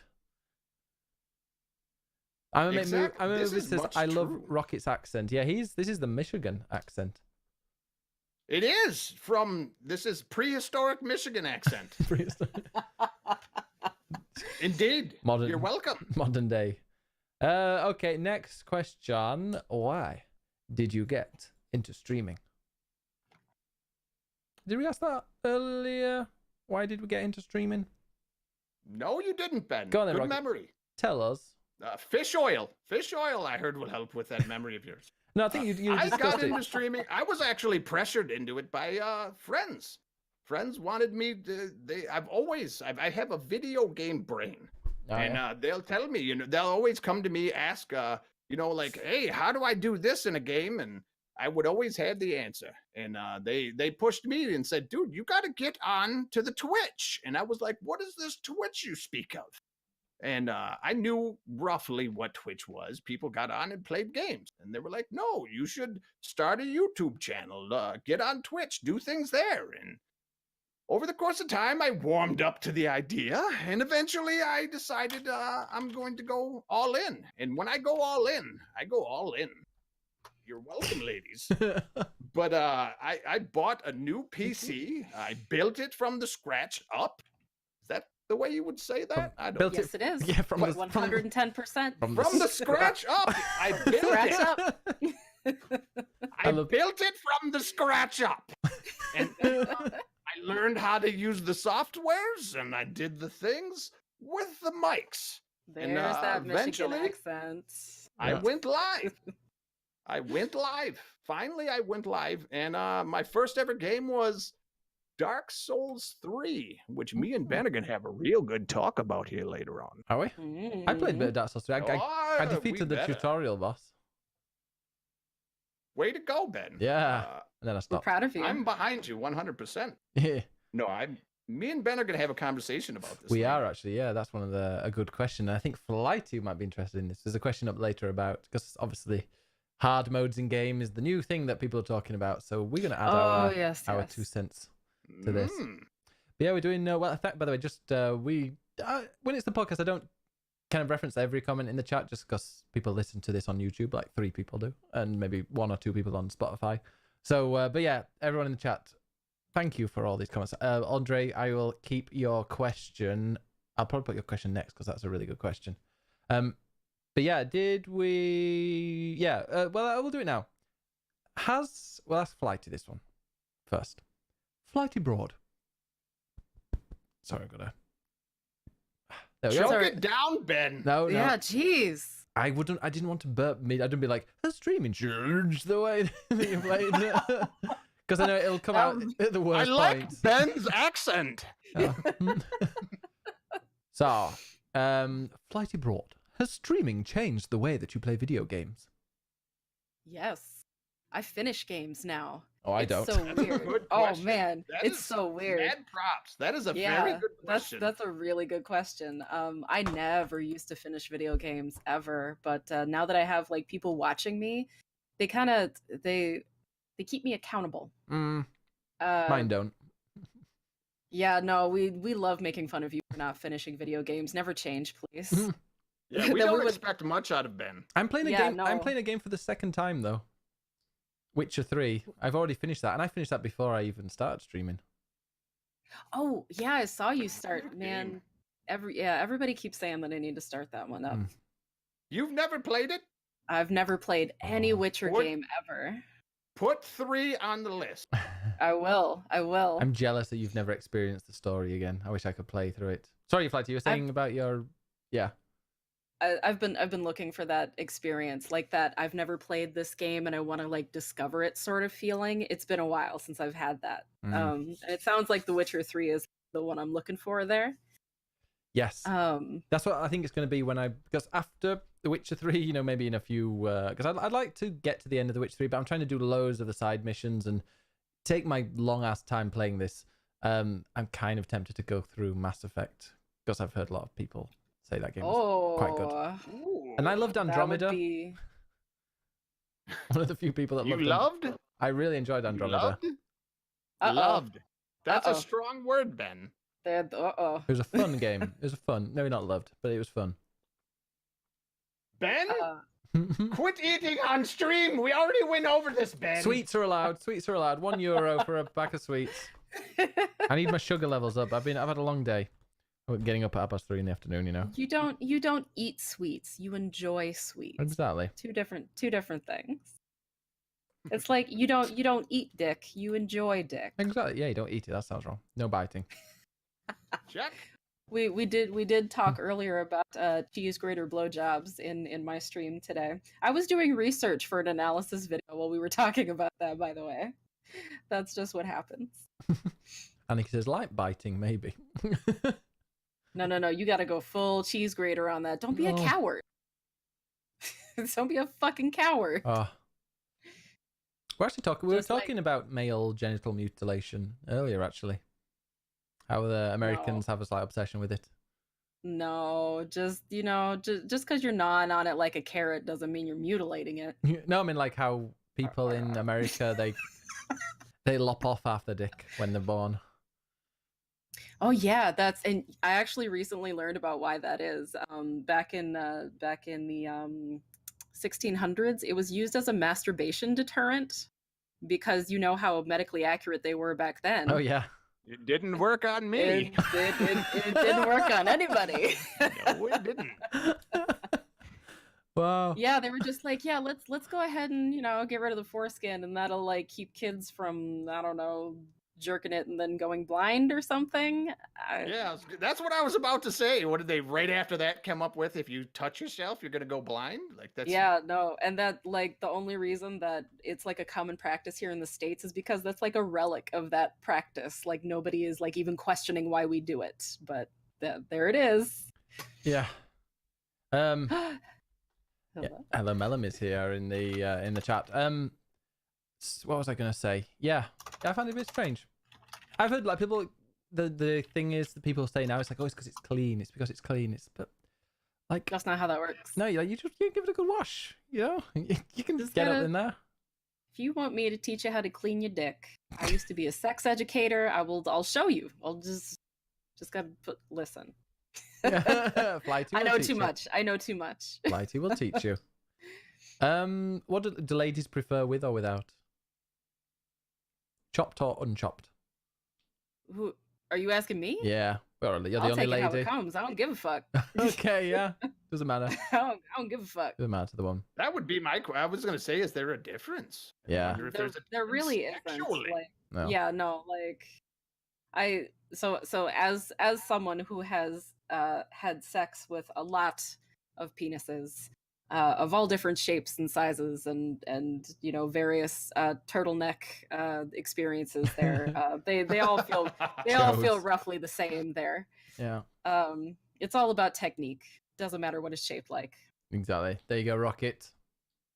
Let's see. Next question.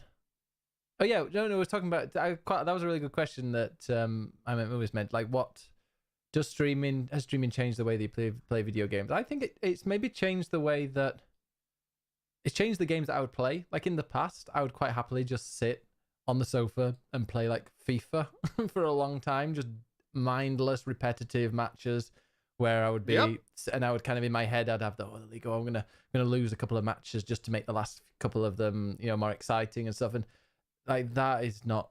I've not touched FIFA in years. Whereas and that was pretty much as I started streaming. I stopped playing those type of games and played more. I like story-based games, but all like looter shooters, and it's made me a lot more social.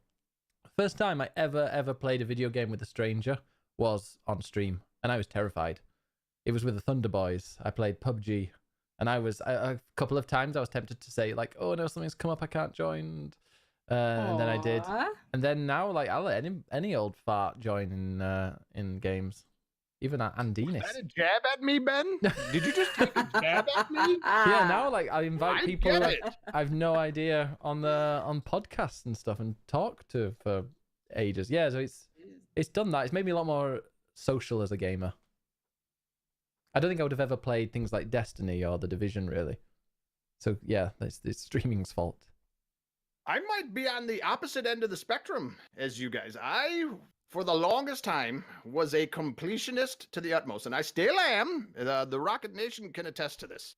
But for the most part, I don't do as much as I normally would because I don't believe people want to sit there and watch somebody do the monotonous, boring things that might come along with 100%ing a game. And so I find myself now more moving on to the next game faster than I do completing 100% of everything. You do that off stream though, don't you? Didn't you complete Assassin's Creed Odyssey? Didn't you finish that one? Yep, 127 hours and they made a movie. 27 hours, 38 minutes and 42 seconds. It was a long playthrough. Wow. And but I will complete certain bits of a game that I don't think people want to see on stream, off stream. And then bring it on stream and help that people enjoy it. I'm guessing there is. Get to see, that other side. I'm guessing there isn't a Mrs. Rocket. No, there's not a Mrs. Rocket. Despite the fact that I have 170 children, Yeah. I've never settled down. No. Never once. Well, You're welcome, population diversity. you know what you need to you need to tell them, Rocket. You need to tell them that you're a streamer. You're a Twitch streamer. That'll impress them. Yeah, that doesn't work the way you think it No, would. I'm not really? going to lie. It usually is responded with, "What the fuck is that?" Yeah. What is Twitch? Yeah. What and is then I bow out from there on. You don't need that kind I of just drama. go like I literally do this. I go. And then I walk away.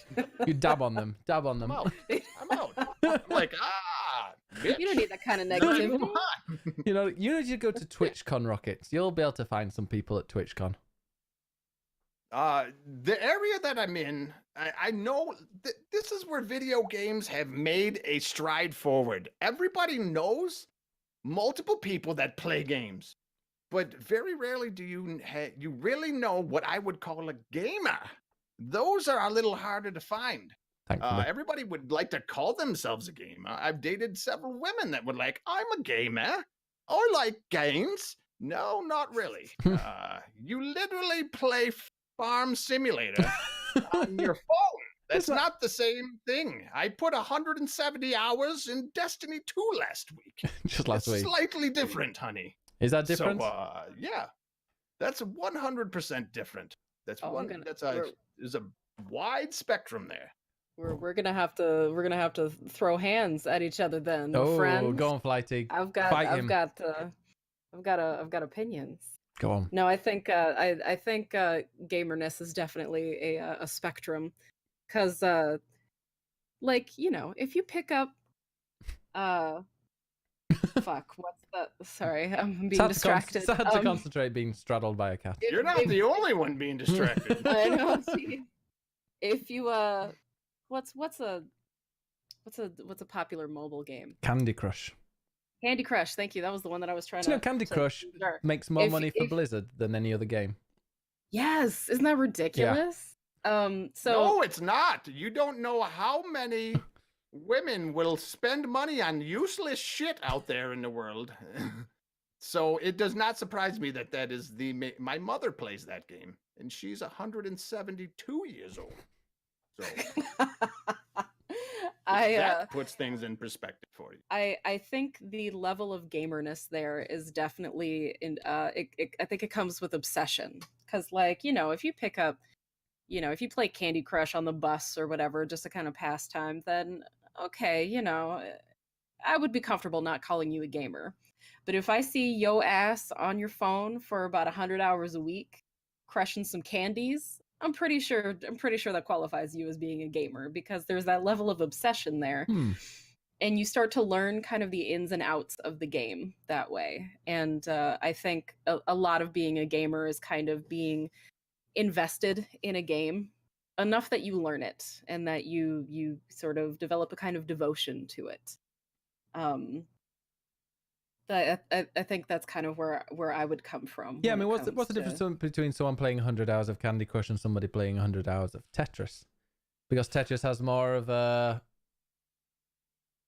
I don't know, more of an oomph to it as a game. It's historically a legendary game. Would a person that plays 100 hours of Tetris be more of a gamer than someone that plays 100 hours of Candy Crush? I wouldn't say so, no. They're both just different kinds of puzzle games. What the fuck? Are we talking about people that play one game though? And like, my grandmother used to play a mobile game. She would not consider herself a gamer because she played that one game. She is a and gamer. She probably had 500 hours in that game. Did you see that? Did you see the Could woman? You consider her to be a gamer? Did you see that woman that played 9 years of Wii Fit every day? It's like an old lady, That's amazing. really old lady, and it came up with like, that is incredible. It's like, this is your 5,000th day in a row. And like, she went on Wii Fit. Yeah, insane. Jesus Christ. That mad props to that lady. Yeah. And I think this might be like a case of identity, like if someone plays a game and they say, "Yep, I'm a gamer," like, leave it at that. That's all you need to know. Anybody? You can't just like go up on somebody and be like, "Oh, you've only played 90 hours of Candy Crush. Well, I've played 150 and I'm better than," like, that's not how this works, No. It's just, I think I'm with you to an extent on that one. You can't literally call yourself a gamer and then say, "Yeah, I played 7 years ago. I played on the Nintendo Genesis." It's not called the Nintendo Genesis. Move.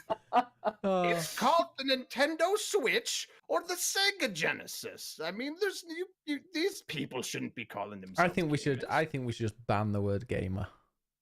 That would be. I'm okay with that. Yeah. I'm okay with this. Change it to video game enthusiast. Yes. What game do you play? Gaming enthusiast. Yeah. What game do you play? What game do you That like? would let me know more about you Yeah. than whether or not you're a gamer. Yeah. I played The Witcher definitely. 3, and I'm like, come on, Roach.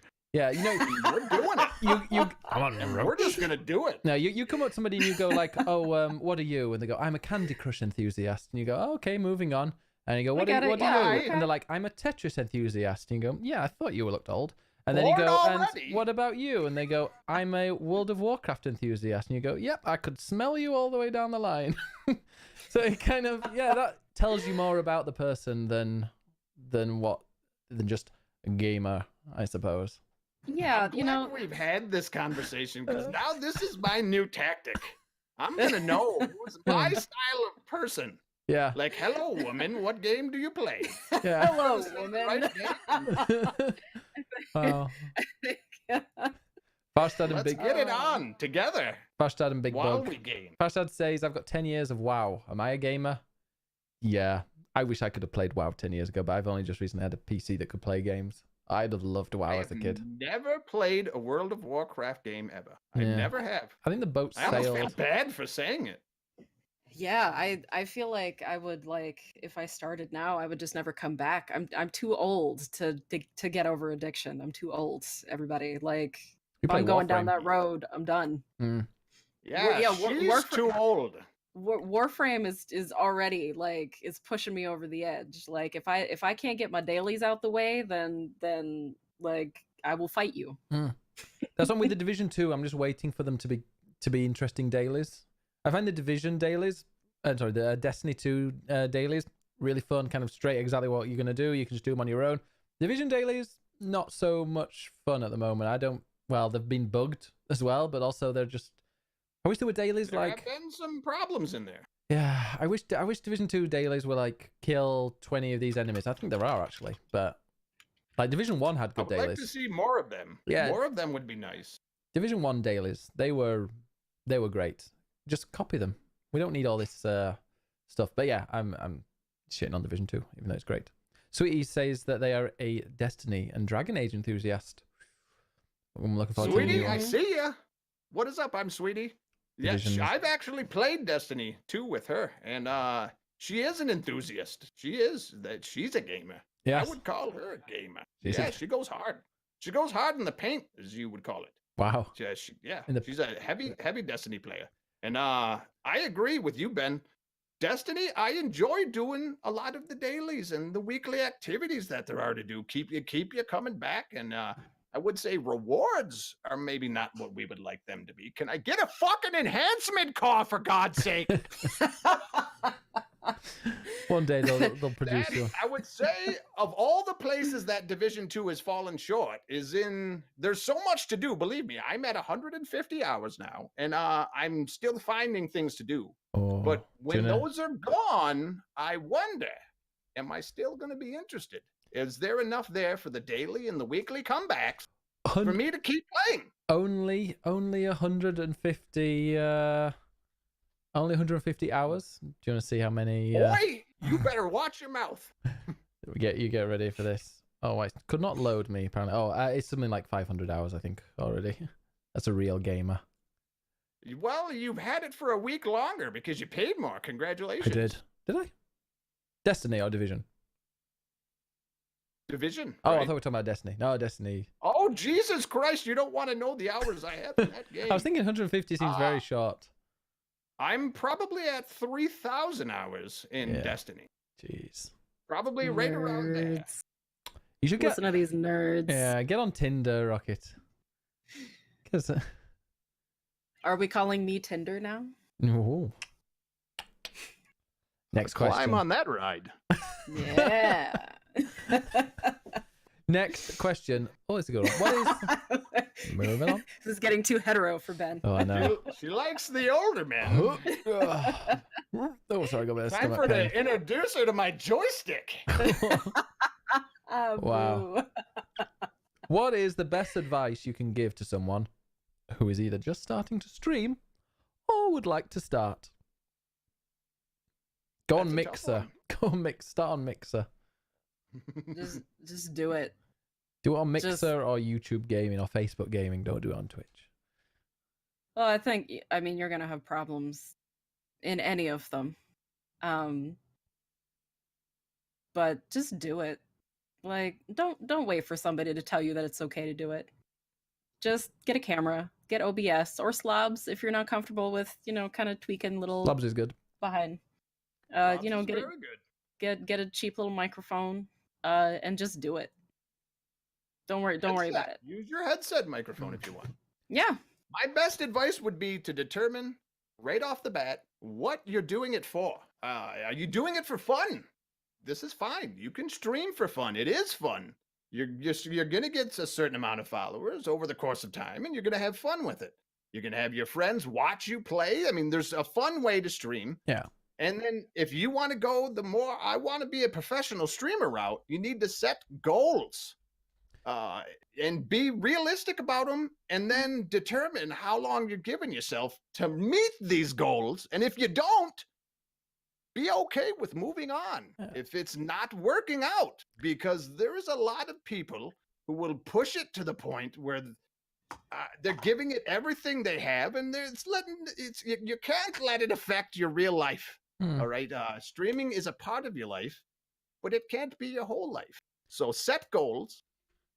And set a time frame to achieve these goals, and if you don't achieve them, be okay with walking away if it's not working out. You don't want to put yourself in debt. You don't want to, take away from the other portions of your life. Your other portions of your life need to be that portion of your life. So I would say, definitely, it depends on where you're fitting in, on where you want to stream, but set goals. If you want to be a professional streamer, set goals and set a time frame. And if you're not, and be okay with just giving up if it's not working out. Sometimes not everybody can be Michael Jordan or the Hi, amazing Grandad. LeBron James.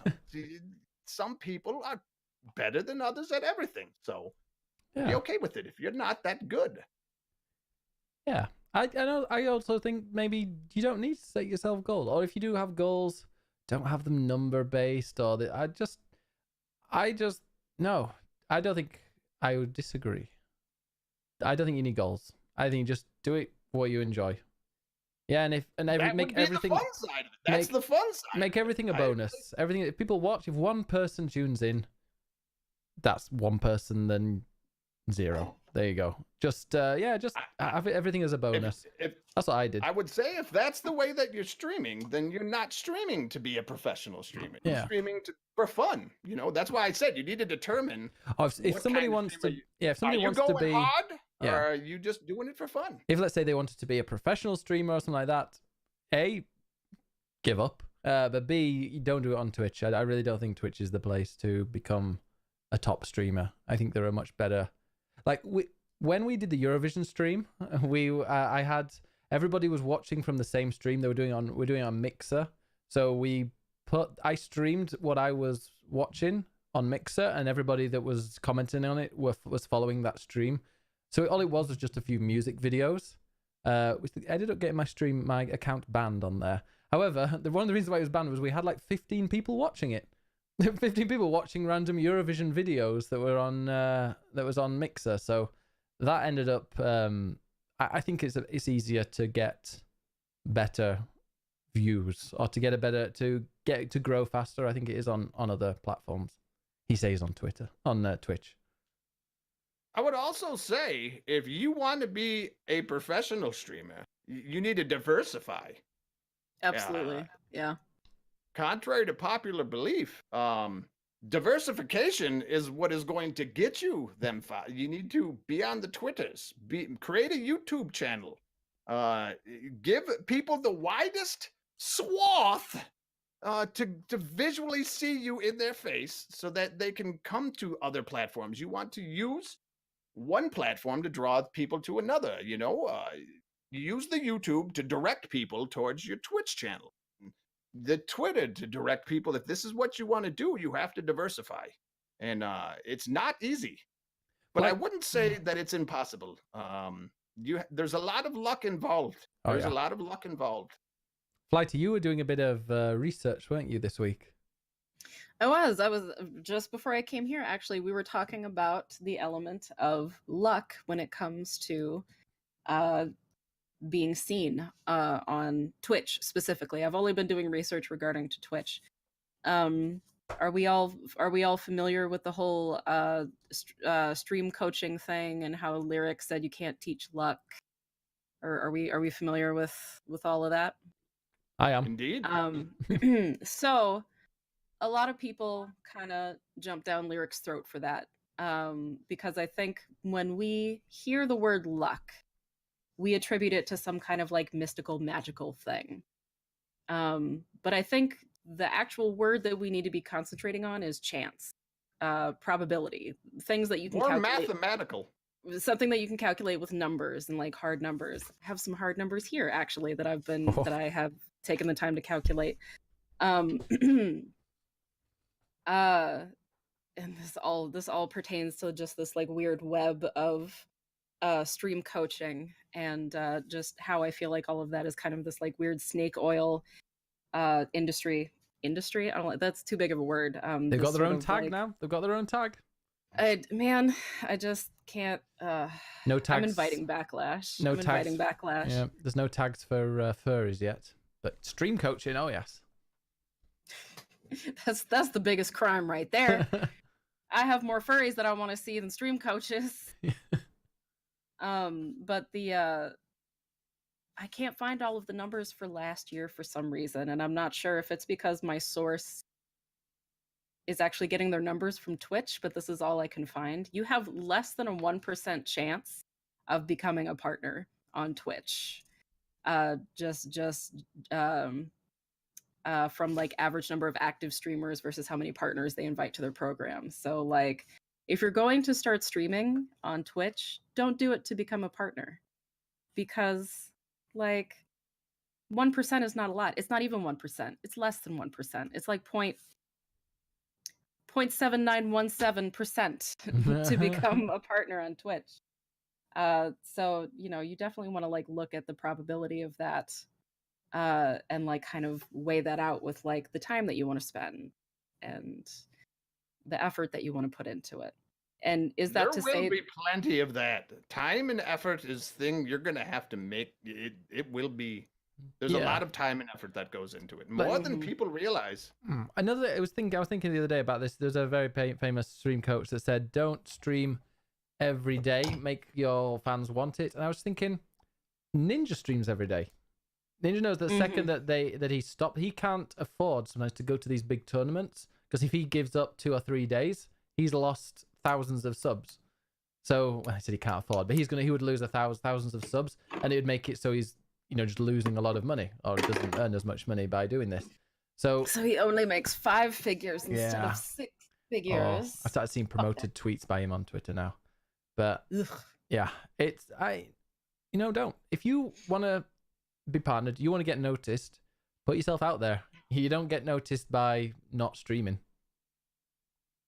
And also 100%. interesting, Hank Scorpio says, luck is when preparation meets opportunity. I like that. You're wrong. Yeah, Yeah, like that's kind of the best way that's the best way that I've heard it put, because just people get so offended when they say, "Oh, you just got really lucky," and then they make it that, I guess that word kind of like makes you feel like it's removing your autonomy, and it's like removing the amount of the sort of merit of the hard work that you put in. But that's not what luck is. Luck is hard work and opportunity. Pretty like much, some people labor away in obscurity for their entire lives, and they make wonderful work. And that's 90% of the amazing artwork that you see in museums now is just people who labored away in obscurity. Yeah. Some nearly every partner streamer I know is, if that's what the definition of luck is, I would say is lucky. They're very prepared. Every partner streamer I know, very prepared, puts a lot of effort in, and has met opportunity. Yeah, maybe it's through networking. Maybe they've got great contacts. Maybe it's just that somebody came by who really enjoyed their stream, or they were playing a game just as someone with thousands and thousands of viewers enjoyed, and and sent off a host, and then a lot of people stuck around. It's word of mouth can go a long way, and that preparedness sort of factors into the idea of luck. I mean, it's mathematical. I mean, you prepare yourself for the moment for when you get rated by 400 people, and if you are prepared for that moment, then them 400 people are going to notice it, and they're going to keep coming back. They're going to enjoy your content. Now, granted, not everybody's going to enjoy your content. This is something you have to also be prepared for if you want to be a streamer. You're not going to be for everybody. People are just going to flat out not like me. Believe it or not. Nobody doesn't like you, Rocket. Even with that Someone voice. out there does not like this beautiful grill. I'm so impressed. I don't get it either. I'm so impressed. I will fight them. We're nearly 2 hours into the podcast, and he's still got that voice. So I'm really impressed. It's incredible. We still got a few more, quite a lot left to do. How many times do we have to go over this? This is me now. That's true. Maybe if you had visited, if you had reached out to me, you would know that I'm slipping away to the ages, but you didn't. Mofo says, I hate Ben. Astral says, I don't like him. So, yeah. That's why we're here. We hate followed you. It's a spite follow. So I could, Andreas, I don't know if Andreas says, luck doesn't have to be hard work though. I could start streaming tomorrow and could be raided by Shroud on Ninja. That's true, but you wouldn't be partnered. Like, I do, it's strange though, I do know a partnered streamer who gets 20 to 30 viewers. So similar to what I've got right now this minute. Hello, thank you to everybody who's watching. But he's friends with Shroud. Like, he streams with Shroud. I've seen Shroud in his chat before. But he doesn't interact with the chat. He does very, very little. And when he does, it's very kind of at a distance. Like, doesn't really get personal or anything like that. It's just like, hey, how you doing? And then goes back to the game for 10 minutes. Yeah, there's different layers to this. I mean, this is like an onion. There's so many different layers to this question. This one's very hard to answer and cover all the bases. But Andy says, could I be partnered if Shroud raids me? No, raids don't count. And usually if they're seeing somebody that's got like 0 viewers or very, very few, so if you hit all of the points to be partner, you might not, and a lot of the time people don't actually get made partner. They have to see they want to see a steady growth and to see that you're going to keep that and you're not just going to go and drop off straight afterwards. Mm-hmm. So those are the people that they let us partner. And Twitch is a business. They are looking to make money, whether that be through you or another streamer. So you have to understand this. That's true. And also, if you don't stand to create money for the business, you're an employee. Would at my bartending job, if I'm not selling any drinks, they're not going to employ me. So this is, you have to understand, this is a business for them. partner gives you that nice, a beautiful purple tick, but it's very soon. Twitch affiliates are going to get up to 5 emote slots. So that's what I remember. I think it was a few months ago. I was like, oh, the only reason I don't want to be partner is to get some more emote slots. And now they keep throwing these new emote slots. I don't know what to do for my next one. Right. No idea. I'm running out of. I'm gonna have to. I was thinking about rebranding, having a whole new, all I'm emotes only similar. at 2. Yeah. I don't even know what I would do with more. I mean, I know I've got one more just out there in the ether. Yeah. But I have no idea. That's why this is where my creativity ends. Is when it comes to, I'm not an artist, all right? Even though I might look like a Rembrandt, it doesn't mean I painted a Rembrandt, okay? So I always outsource these sort of things to somebody who's much more qualified. Yes. Yeah, I need to commission somebody, maybe Riku. She's really talented, and I need to ask her. Riku, if anybody knows her, please give her a shout out. She's an amazing art streamer. I don't know if she just commissions though, but I will ask her. Throw some, because we'll get Twitch payout soon. Fingers crossed. Next question is there. Thank you, Malam. She's a pro Walking Dead player now. Okay, before we move on to the other stuff, why do you spell pouring like it's a real word? Excuse me? Pouring. You gotta understand that my community hates my fucking face. So they tend to give me a hard time Pouring. when I misspell words. God forbid I ever have a typo because I didn't read what I quickly typed 10 minutes after my stream ended. So, because I don't use, there's not a spell check in Discord. That's why I spell the word pouring. Also because you give shit poor questions, and I used it as another word. It meant more than what it first appeared. Rocket, there is a spell check on Discord. Yeah. Shut your whore mouth, Ben. Ben, you just shut your mouth. I was like, I'm pretty sure there is. I'm using this all the time. Ben just let the cat out of the bag, per se. And now okay. I got nowhere to go with this argument anymore. Final question. Oh, two final questions from the Rocket community. Don't know why it says like this, but he says, well, this is a person called from Turka. Zdurka. Ziturka says, what was?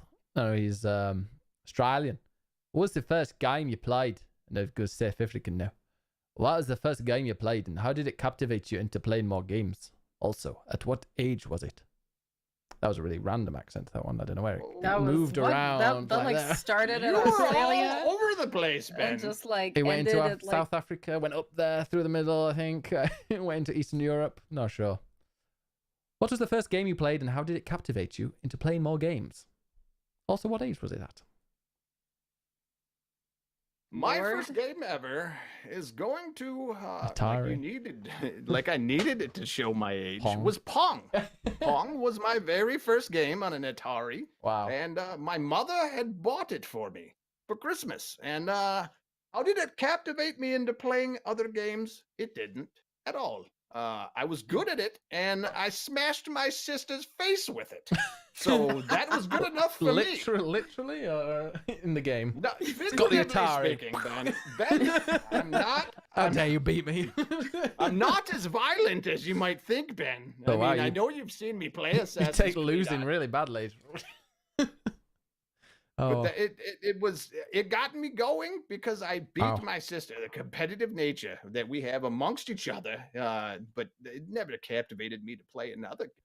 beating his I sister would gets think Rocket going. Got it. I would say the first game that really made me want to play another game, like that influenced gaming for me, Zelda, the original Zelda. That one, it did it for me. There was something about discovering a world that was in this place that I had no idea. You know, just going in blind, and there was back then, believe it or not, there was no YouTube. You Mhm. didn't get on YouTube and discover things. You went out in the world and you discovered, and there was that idea of exploration and going out and enjoying a world. And I sunk so many hours into that. And that was when it kind of opened my eyes what this could be. It was like a movie. It was like my movie, and I was the star. And I Aw. liked it. And it made me feel good in here. So I would say that is probably the first game. And how old was I? I was 97. 97. So Good days. mysterious. Wow. What Good about you? days. What about you, Flighty? You're a younger human than Rocket over there. Considerably. Yeah. I'm trying to think. The very, very, very first game I can ever remember playing was, I don't even remember the name of it because I was so young, but my dad was stationed in Germany, and he had like this little- Wolfenstein. No. yeah, the very first one. It was a point and click adventure game, and it was pixelated, and I just remember I was maybe like 5 at the time, and I just remember being so fascinated with the fact that you could like click on a screen and like make a character move to the place that you clicked, and like you could click on items, and then like the character would interact with the item, words would come up, and it was I don't remember, like this was 1989, 1990 or so.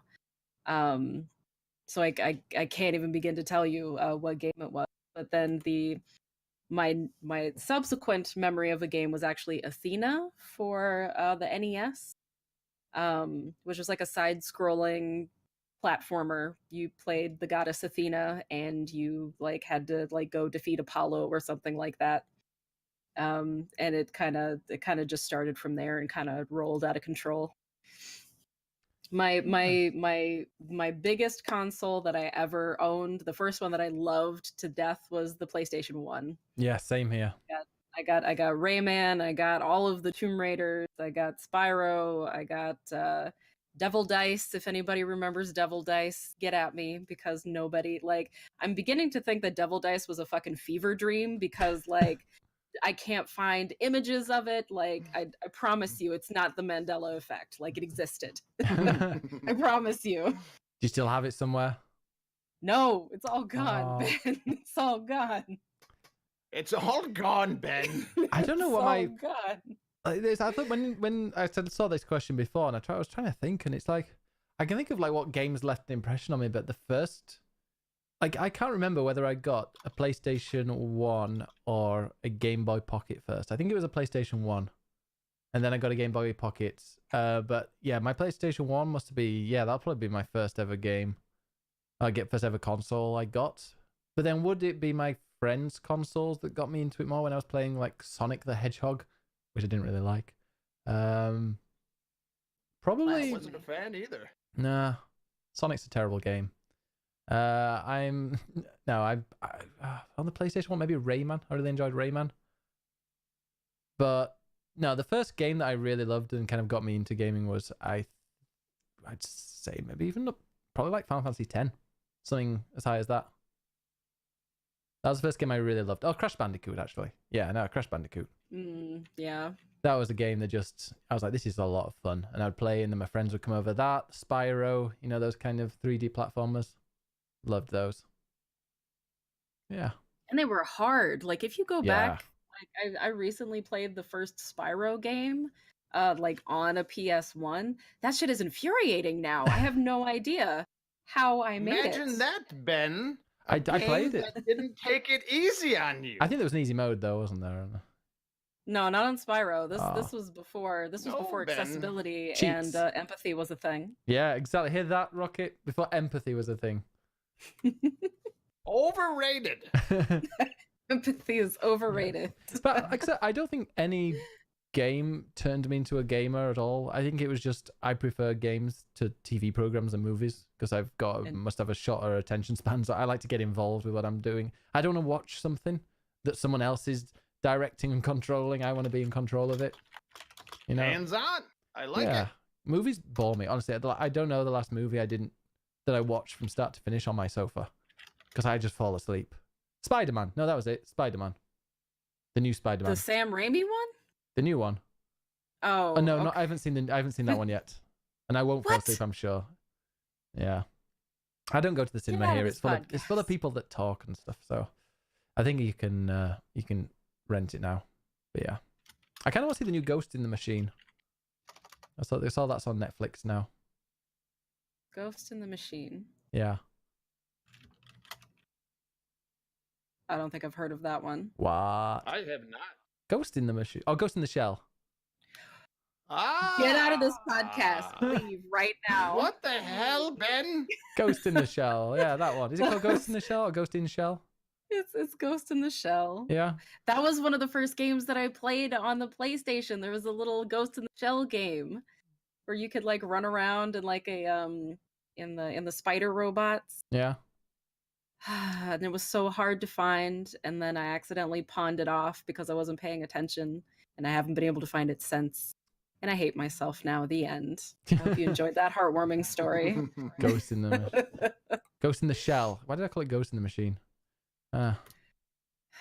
Because you hate me. That's why. I'm guessing you like it. I've heard that that's one of the first. See what I love movies that are a little bit different, and I've heard that the original one is awesome in the fact that it's got some kind of effect. I don't know what it is, but we're at movie hour, by the way. One of these effects where it just lets you absorb the atmosphere.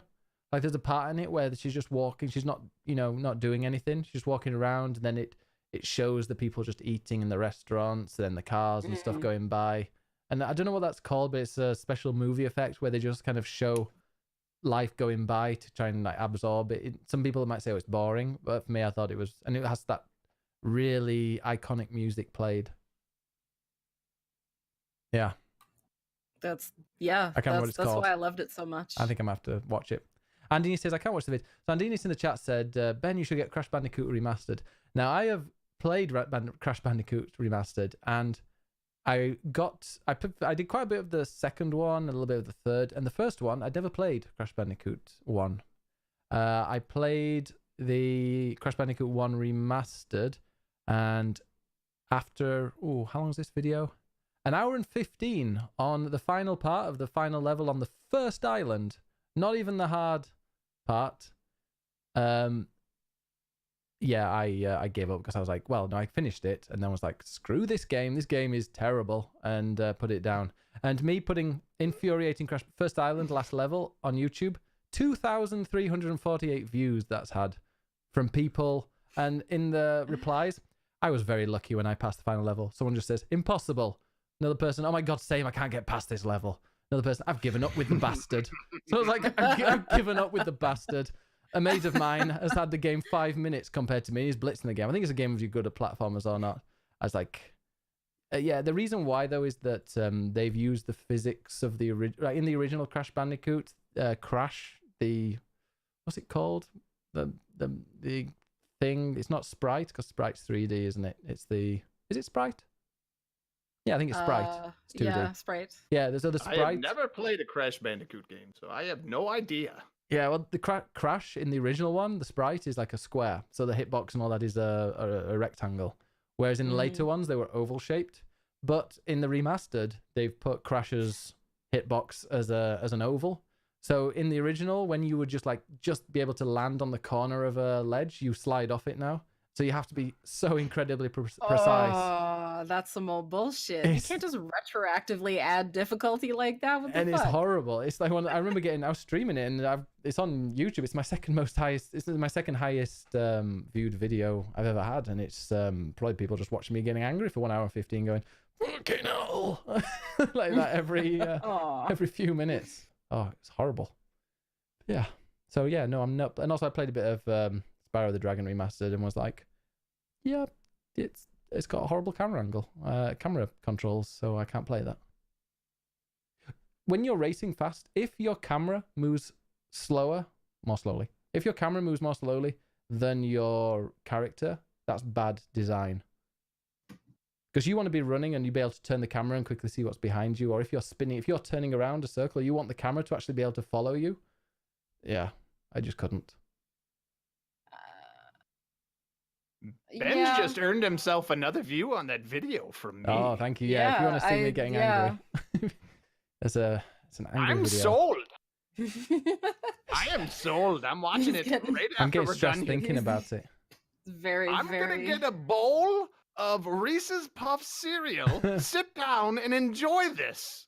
It's Yeah. gonna be amazing. You got me all excited when you said bowl, and then you Yeah. ruined it. Oh. You ruined it. It was- Nothing has ever been ruined by Reese's Puff cereal. This is a fact. Yeah, probably. I mean, I can probably think of a couple of sexual incidences. No, they turned out all right in the end. Not ruined. Maybe turned a little sloppy at some point. Final question from I'm a Potty Mouth. Well, the final question before we go on to our main topic of the night. Ta-da! Which is more important in streaming? Skills or personality? Skills like with Personality. Shroud, or personality like so. That means Flighty is a fan of the Doc, whereas other people might be fans of Shroud. I think Shroud has a good personality though.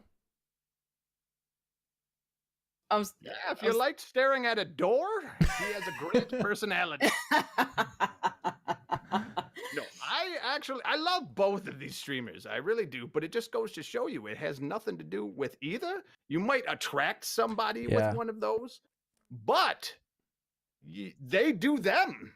You know, Shroud is good at a game. You need to find what your niche is. Shroud was born with a mouse for a hand. Yeah. So he kills everything in sight. So mad ups to Shroud. Yeah. I fucking love Shroud. Hasn't he I had a- often will have Shroud on the other monitor while I'm playing a game, and I will feel bad about myself as I'm playing the same game.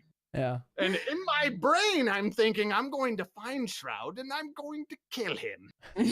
I haven't found Shroud, and I don't think I'll ever kill him. No. But then there's the opposite end of the spectrum where the Doc is out there he's doing something that's never really been done on the platform before. It's Other a people's caricature. wives, is it? Yeah. Easy. Don't be so judgmental. No. If he wants to sleep around, it's up to him. He's done something that has not been done yet on the platform. He took a caricature and he turned it into an entertainment, and he brought a lot of high value, or what would be the better word for it? More Spunk. production value. yeah. He brought more production value, and with these very nice cuts and the boom replay, things like this that lended to his personality and enabled him as an entertainer to be more entertaining. Yeah, I mean that it comes down to they both found their niche, and you have to find what you're good at, and whatever that may be, and take advantage of it. Grab life by the balls, boys. Grab them by the balls. And you go for it. He's That's grabbing what them both all. of them have done. Grab them like, what the I'm Come not a on. professional ball grabber, woman. technique? Sorry, I meant you gotta nestle life's balls in your hand. We're not milking a cow Gently here, caress buddy. you. We're not milking a cow. Gently caress your way to what you want. That Yeah. doesn't. No, that's not what I'm saying. If No, you're I mil- require if you're more mil- violence. If you're milking a cow with balls, you're in trouble. don't be drinking that. That's not a cow. No. That's a bull. And that isn't milk. Flighty, what do you think then? Personality or skills? Gosh, I don't think any of the this is gonna this is gonna sound really bad. I don't think any of the streamers I watch are actually good at games. How very dare you? No, I agree. Ben's horrible at I am games. terrible. or if they are, 100%. yeah, or if they are, that's not really what I'm noticing. I'm definitely a personality person. I'm a very character oriented person, really. You could be really good at games, but if you have a shit personality, if I hear anything even remotely transphobic, homophobic, any kind of isms, like you're out of my purview there. So it doesn't matter like how good your personality is, or it really depends on if you make me feel safe in your community, just by being who I am, which is there's a lot of shit going on here. So like I need to be able to hang in your community without feeling like I'm being like attacked. Which is kind of why a lot of the people that I know in the LGBTQ in the cookout communities, just because we all sort of like it's not because it's a comfort zone, it's just because it's nice to hang out with people who know what you go through. And you don't have to like you don't have to give anybody the 101 talk, if that makes sense. At least when you're a community member, like I'll give new people coming in my stream the 101 talk any day of the week, just because that's what I do as a community leader. I'm going to BRB for just a few minutes. Guys in the chat, ask questions, because then we'll come back to the difficulty topic. I will be a few minutes. Flighty, sorry. I just needed to tell you there because I'm about to shit myself. Ben's pooping again. Quick, everybody! Ben's pooping again. Let's make fun of his poops. Everyone. He was Quickly. hanging in there. He was hanging in there like champ. I could see it in his face about 22 minutes ago. At least. That's the the You guys threshold. notice when he came back the first time, it looked like he just got back from a workout at the gym? Sweat just pouring down. His hair was a mess. I mean, let's all be honest with ourselves, though. There's nothing that feels quite like just like how you feel when you're done taking a really good shit. I We need don't to be- poop. We, oh, I can only speak to us mortals then, but there's nothing I that hold feels. it in. I'm like Kim Jong-un. I hold it in and I convert it into energy for more streaming. What is It's that is- science. I don't want to get into it. It's science. Yeah, no, that sounds like very complicated science that none of us would understand. Honestly, It's all right. It's all right. This- Nobody this is- expects it. this isn't a science podcast. We're not here for that. That's not the content that we came here for. Who just lost all those points in there? Also, hi Mellum. How are you doing? Melamenin! Melomanin. Speaking of foreskin, hello, Menamenin. Love. I understand. He's got a very nice turtleneck. He does. That's what I heard too. I've seen pictures. It's You've a seen girthy pictures? foreskin. I'm jealous. It's a girthy foreskin. a girthy foreskin. Just the foreskin. Oh, yes, you did, John Moy. You heard foreskin. At times, a great shit can be better than sex. Yes, my friend.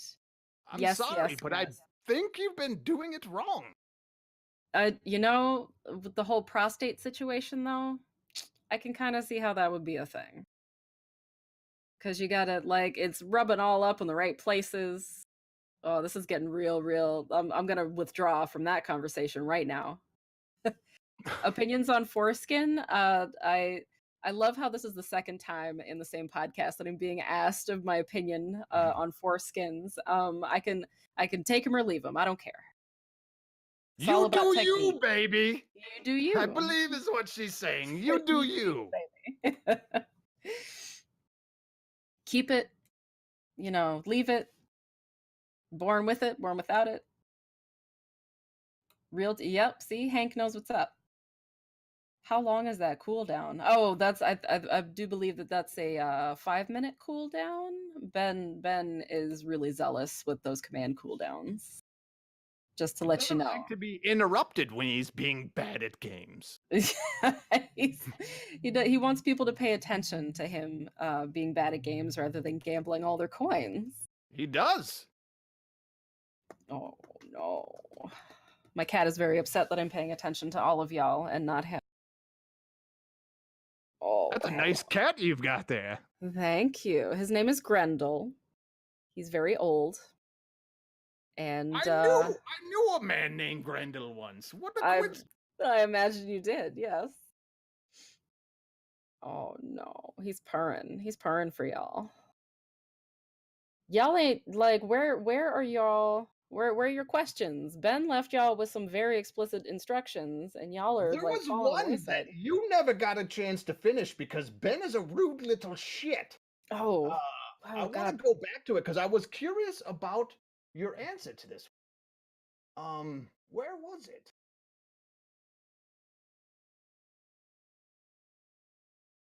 Ben.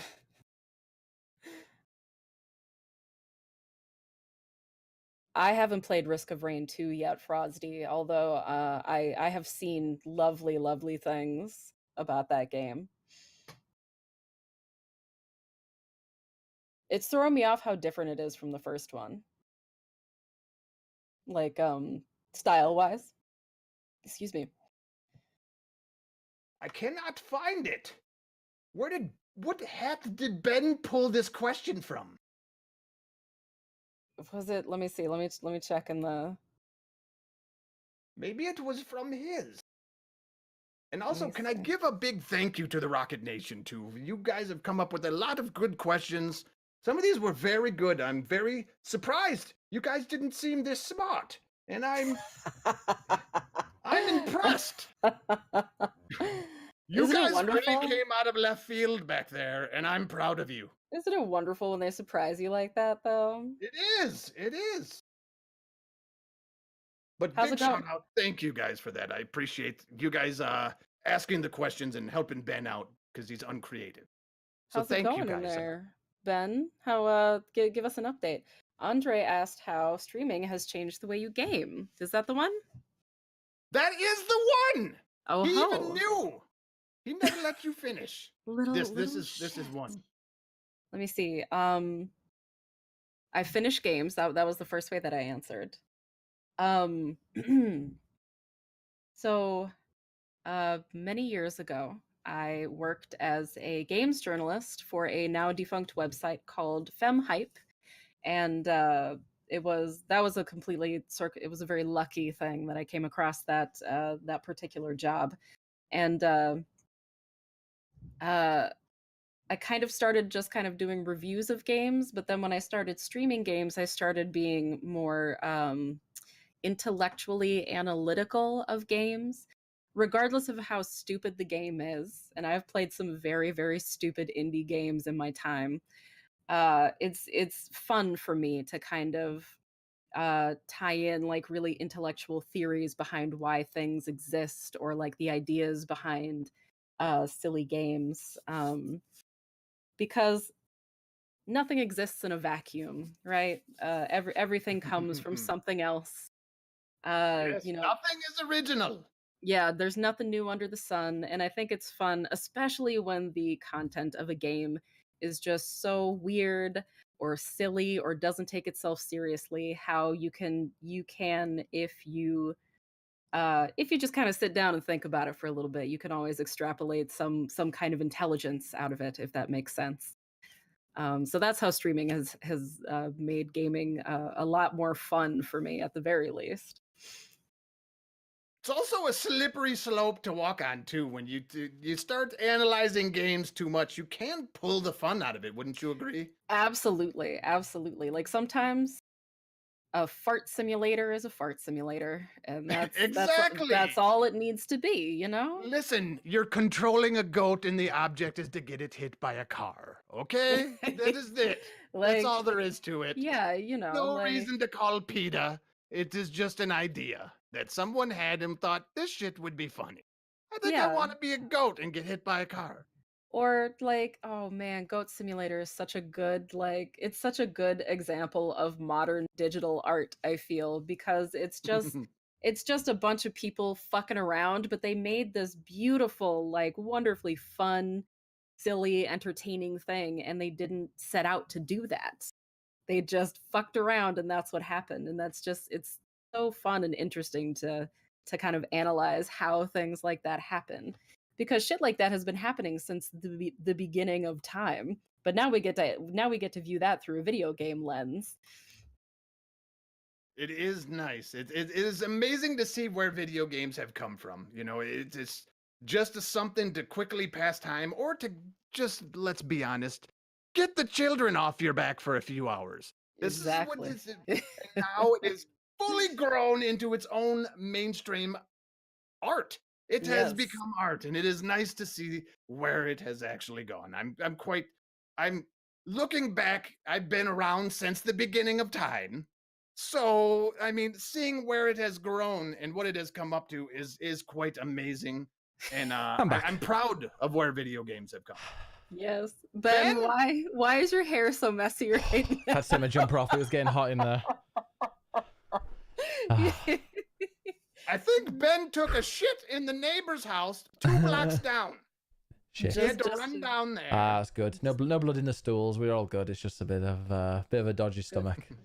Good. Bit of good old IBS. Good. Now we can get to what I'm really excited about, Ben. I've got one more question just before that. Just before the big topic.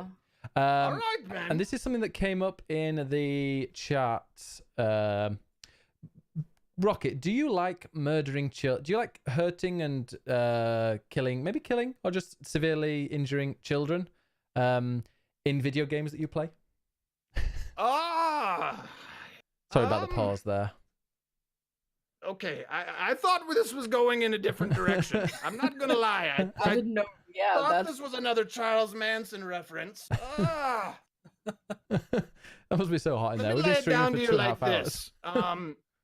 It depends on the child. Okay, if we're talking about the children from Metro 2033, yes, I would like to pull out my gun and fire upon them. If we're talking about a simple innocent child kicking a ball around in the middle of the road in a settlement or something in Division 2, maybe not as much, but it depends on the annoyance level of the child. Yeah, there's a few times in God of War I wanted to throw boy off the side. Yeah, because somebody tweeted, I honestly can't believe I have to say this. Hurting a child is not okay. You don't have to say that. People know that. Physically, mentally, emotionally. It's a good thing it's not an actual child. Well, no, she says, that's all she said. And then she said, physically, mentally, emotionally, not okay. That, again, most people know that. Anyone who believes it is okay is straight away being unfollowed.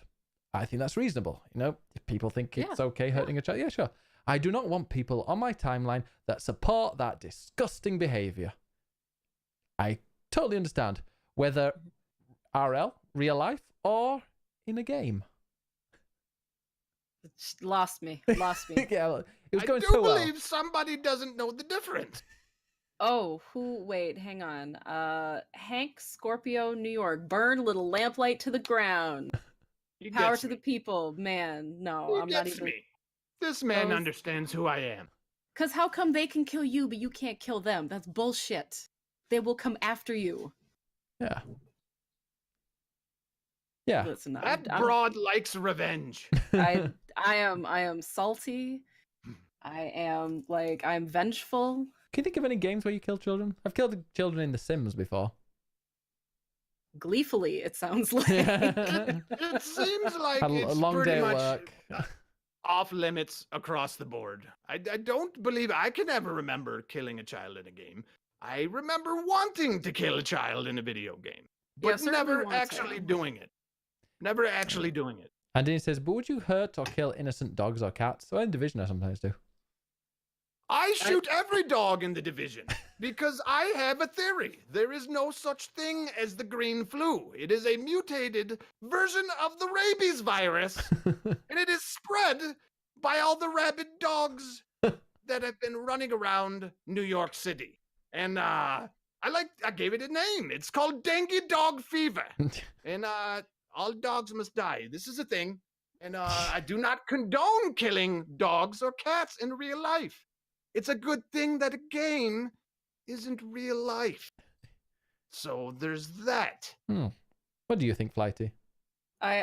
Me personally, I go out of my way to avoid killing animals wherever possible, but I also like the challenge because, and I love the ridiculousness that comes along with it, because like I will go to such ridiculous lengths to make sure a cat makes it when I could have just like stepped over it with my horse or something and called it a day. No, I got to spend an extra half hour just like doing basically my own like escort mission for a cat or something. Brilliant. Does it bother me when other people do it? No, like you do you. Like just because you're shooting dogs in the Division doesn't mean you're shooting dogs IRL, you know? I have a wonderful puppy by the name of Harley, and I love him Aw. dearly. He licks my mouth. I'm glad you said mouth. Yeah. Uh, That means he loves you super dupes though. yeah. That's what Oh I my heard, God, and this- it feels good to have him Where give is me where some is your sort of puppy? affection. Where is your puppy? I lock him in a little tiny box in a closet. Because That isn't true. I'm joking. All right, let's not get out of hand. I stream in a separate room where I can get as little outside influences banging off of my brain. Yeah. So he actually he's upstairs. Oh, that's Very basic. comfortably upstairs in a bed this big, okay? He's a dog this big with a bed this Oh, what big. type of dog is he? Okay, this is a designer dog. Oh. All right. He's a mix between a Shih Tzu and a Chihuahua. Wow. So it's called a Chihuahua. A Chihuahua. And he's wonderfully amazing dog. And how long have you been gay, I- Rockets?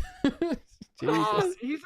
I Can't mock do my carry him dog. around in a purse, but that has nothing to do with Ben. It has nothing to do. I'm not judging a shitwawa. Is that what they call it? A shitwawa. That could very well be a name that I came up with for it. Shitwawa. It's a Chihuahua. Shitwawa. Chihuahua. Wow. it sounds like at least two So- of the cats in my house are larger than your dogs. Yes. This your cat that was on your shoulder, twice the size of my dog. I'm glad I'm And not the he's only He's person the with a tiny smallest dog. cat that I have in my house. Yeah. Wow. Hey Eric, how's it going?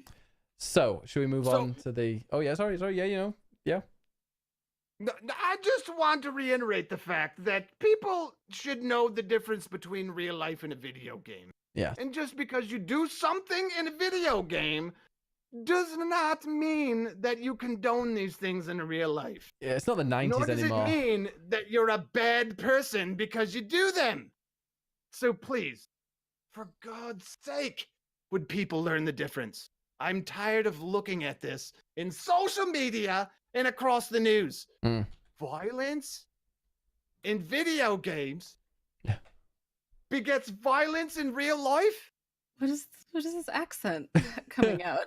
It's changed in. Wow. I'm angry. That's the mad accent right there. Right. Okay. It All makes right. me very- Are we ready for Main the event. the main event? The heavyweight championship of the world. Okay, Mark says, what can do with all your coins? Keep them. I will take them when I make your character and make your character stronger with those coins. It's time, Ben. It's it's time. time. So the question is, should games have lower difficulty, easier, more accessibility, or should we only allow very good gamers who have no disabilities to play video games? Wow, that was I a am loaded. so freaking glad you asked, bro.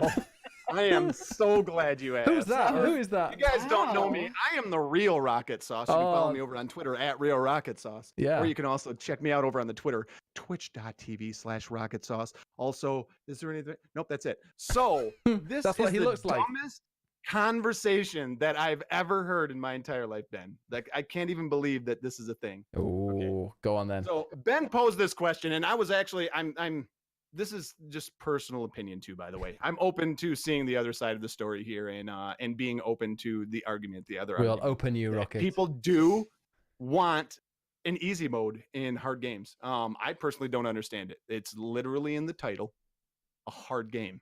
So it's kind of inherently it doesn't make any sense, basically. So Ben had made a post over on the Twitter. If you guys haven't seen it, you guys should go check out Biggest Benison one over on the Twitter as well. Amazing dude. Biggest Benison one. Yeah, there is a big one at the end. And then he had basically he'd put up you retweeted a post, right? That was of an article on whether or not hard games should have an easy mode. And I felt like I had to chime in, Ben, because my first game ever streamed on the Twitch platform was Dark Souls 3. And I was actually convinced to stream this game by none other than Hank Scorpio NY. You guys have seen him in the chat. What is up, Hank? And another part of the Rocket Nation, Captain Smalls. They both convinced me they wanted to see somebody else that was good at the game and had beaten it and had overcome those adversities. They wanted to see how it was done. So I was like, you know what? All right, let's do this. I've been wanting to stream. I've been kind of, practicing, getting ready, for that day when I might go live. And then Dark Souls 3 came out and I was like, let's do this. So I jumped on and I had played Dark Souls. And so I figured that I had to chime in on this conversation because I believe that 100% easy modes should not be put in this game.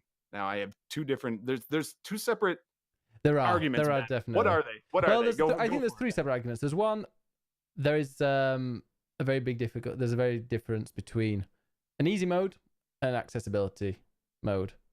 So accessibility doesn't necessarily mean makes it easier. It just makes maybe button remapping, or rather than bashing buttons, you can hold them instead. I think Spider-Man does a very good job of that. Certain games There's a couple of games that have that mode in there where you can just hold down the button instead of pressing. Yeah, so accessibility is different, but I don't know. As Melanin Chess is there, but then everyone can't experience it. Is like saying all art is for everyone. If you can't get through it, then maybe it wasn't made for you. And I think somebody compared this and had this great imagery. It was like, so yeah, well, you know what? Maybe all shops aren't for you. We'll just remove all those ramps. Just remove the ramps and be like, nope, sorry, this shop isn't made for you. It's not for everyone. I think every game should be available. Would that fall under the accessibility category though? Not under. Oh yeah, no, I think that's why some people get it mixed up between accessibility and easy mode. But I think it doesn't take anything away from people if they want to add. If they want to add an easy mode, there's a cheat mode. I could play Sekiro with cheats enabled if I wanted to. It wouldn't take anything away from those people who played it without cheats. No, and I agree. It doesn't take, but what it does do is, let's face it, this really revolves around one genre of game, and that is the Souls type game. These Soulsborne games, Dark Souls 1, 2, 3, or Bloodborne, and now Sekiro's in on that, all made by the same amazing company. So I would say, okay, here's my opinion on it. Here's my flat out opinion on it. No, 100%, there should not be an easy mode. It does not take away from the game itself, in my opinion. But what it does do is it takes away from that genre of game. You have how many games? I think everybody can agree at this point that games have become so much easier nowadays than they ever have been. Every game has an easy mode. Is that because in the past? In the past, I think a lot of the thing was it was harder. You had to repeat the same thing because there wasn't that much content. If you go back and looking at some other games, it was harder. You had to repeat the same thing again and again and again, and that added longevity to a game. Whereas now you actually have to have a full game, otherwise people will complain. Yeah, and without a doubt, I think there's marketing behind it too. You want as many people to be able to access your game and feel like they can complete it. Otherwise, you're not selling to a certain portion of people, right? So I mean, there's a certain amount of marketing in there too. But I think that when it comes to Dark Souls type games, that's part of their marketing is knowing nobody's going into one of these games thinking this is going to be easy, man. I'm going to take this game out pretty easy, unless you played another Dark Souls game. But even then, you're going into it as an educated buyer. You should always be buying things as an educated buyer. If you're not, you're doing it wrong. You have too much money. I'll take some. Twitch.tv/Rockitsauce. But if you're going into it educated, you know that there's an inherent difficulty that comes with these type of games. And to say that it takes away from the game, I don't believe it takes away from the game, but I think it takes away from the genre as a whole. There when I first had heard about Dark Souls, I heard about it being the hardest games to beat. And me, I like to challenge myself in games. I realize that's not for everybody. 100% agree that not everybody is going to want to jump into a game for its difficulty. But when I heard about it, I heard about it being the hardest game ever, and that made me it sparked an interest in me. I got on Twitch and I started watching Dark Souls Twitch streams, and I was like, dude, this doesn't look that hard. I want to see if I can beat it. So then I eventually jumped into the genre, and then I worked my way through Dark Souls 1. I beat that several times, and then Dark Souls 2, I beat that like 8. I think there were 7 total playthroughs you could do of it. I did that all 7 times, and then eventually started with Dark Souls 3 here on Twitch. And I think that when you take that difficulty out, you're taking away a core part of these games, and that is the ability for a game. This is the direction that is designed within the game. It is to create a sense of hopelessness, like the character that you're portraying, a sense of that ability that sense of hopelessness, and that sense of what's the right word I'm looking for here? Basically, it's creating hopelessness and that adversity that you have to overcome, so that when you do complete that action, there's a moment of jubilation that you don't get from any other game. And this is one of the complaints this is the other side of the ticket that I've heard is, well, I want to be able to experience that game.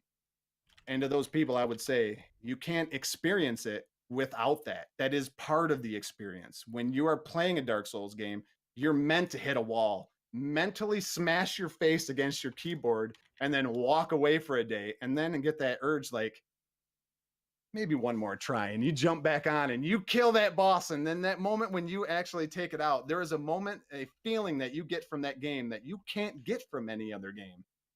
You don't get that same feeling from, hey, I beat Assassin's Creed Origins on easy. It was dope. Good story, gone, forgotten about.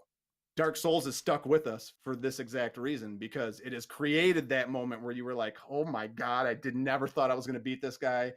Oh my goodness, I can't believe I did it. And then you did it. It's about overcoming them adversities. And I think that's where more people call them elitist and Dark Souls snobs or something like that. I think that's where these people are coming from. It's not a fact that you would diminish what they did. I think it's more of it's more of a thing that you're going to diminish the genre as a whole, what it is at its core. I think that's more of what this is all. A lot of this argument is about. On my side, my view. I'd say that was the best argument I've heard about that, saying that you have to feel the hopelessness of the character. Because I would have said before that if the main sell of the game is how hard it is, then they need to work on the rest of the game. Like the reason why I love Sekiro is, it's a hard game, and when I beat that first big boss, or the first few bosses, maybe not the big ones, I had a really great. It felt amazing. But I just love the combat, and I love the gameplay in there. And I know I'm going to hit a wall very soon, and it's either going to take me 6 hours to get, maybe longer, to get past these walls, or I could just enable a cheat and then go and play it and enjoy the grappling and the combat and just kind of go through the game, which is probably what I'll end up doing, because I don't have the patience or the time or the energy to play a game for 6 hours, like stay for 6 hours on a boss. I would just like to go. And how far did you say that you actually made it in Dark Souls 3? Oh, 3. I didn't even get to a wall. I just stopped after getting to the first forge place. Yeah, it tends to be the place I get to in these games. I get after a big boss and go, yeah, that's great, that's fine, that's me done. I did something in that game. I'm going to move on to a game that doesn't make me want to pull my hair out. That was inherently put into the original Dark Souls. As you know, you're actually somebody who has died. And you're meant to feel that's how they chose to convey that feeling of hopelessness, is you're meant to die over and over again. So why at the end, every time you die, it literally puts it right in your face. You died. And it's meant to burn into your brain and start to build on you so that when that moment comes, when you do break through that wall, there's that jubilation that you get from it. And that's actually said, that's the way it's been designed. That's the way they put it in there, was so that they could convey that feeling of overcoming this adversity and rising above the darkness. Flighty Broad, have you ever played a Dark Souls game? I haven't, no. No? No, I haven't. Which I'm a little surprised by, because the type of game that I am I am the master of goddamn destiny, and I'm the sentient one here, and I'm going to beat this goddamn game. That's the kind of gamer that I am. Stubbornness is a great way to go into a Dark Souls game, without a doubt. Yeah, like I feel like those are the games. We'll keep losing you a little bit. I don't know why. I don't know if are you loading something on your... No. All right. Okay, no, I think it's coming back. Oh, okay. If you would, please, could you just put your mouth right against the mic like this and talk? Just like this. Oh, wow. Hot!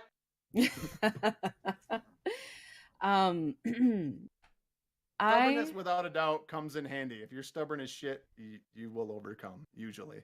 Yeah, I see both sides of the argument.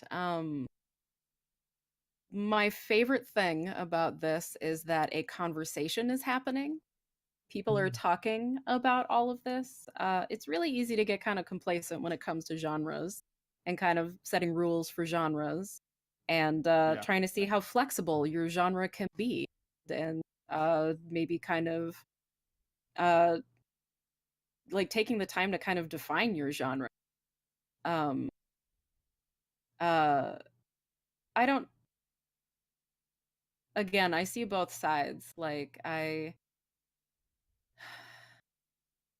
It is a tough.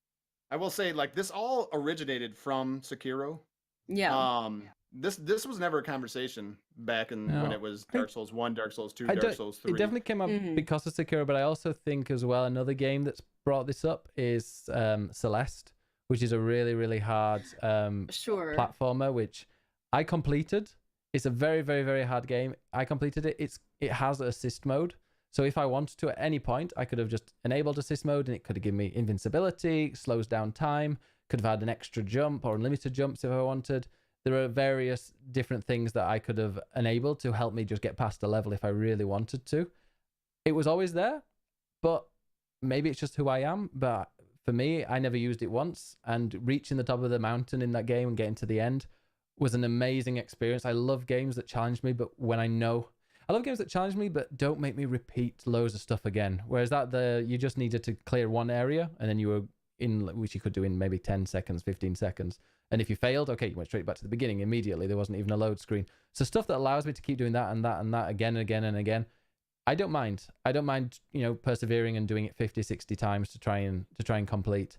But like having that assist mode there as an option, if there was ever a point where I was totally stuck, it was nice to have it there, but there's not one point where I felt that my accomplishment reaching the top was ever diminished by that being there.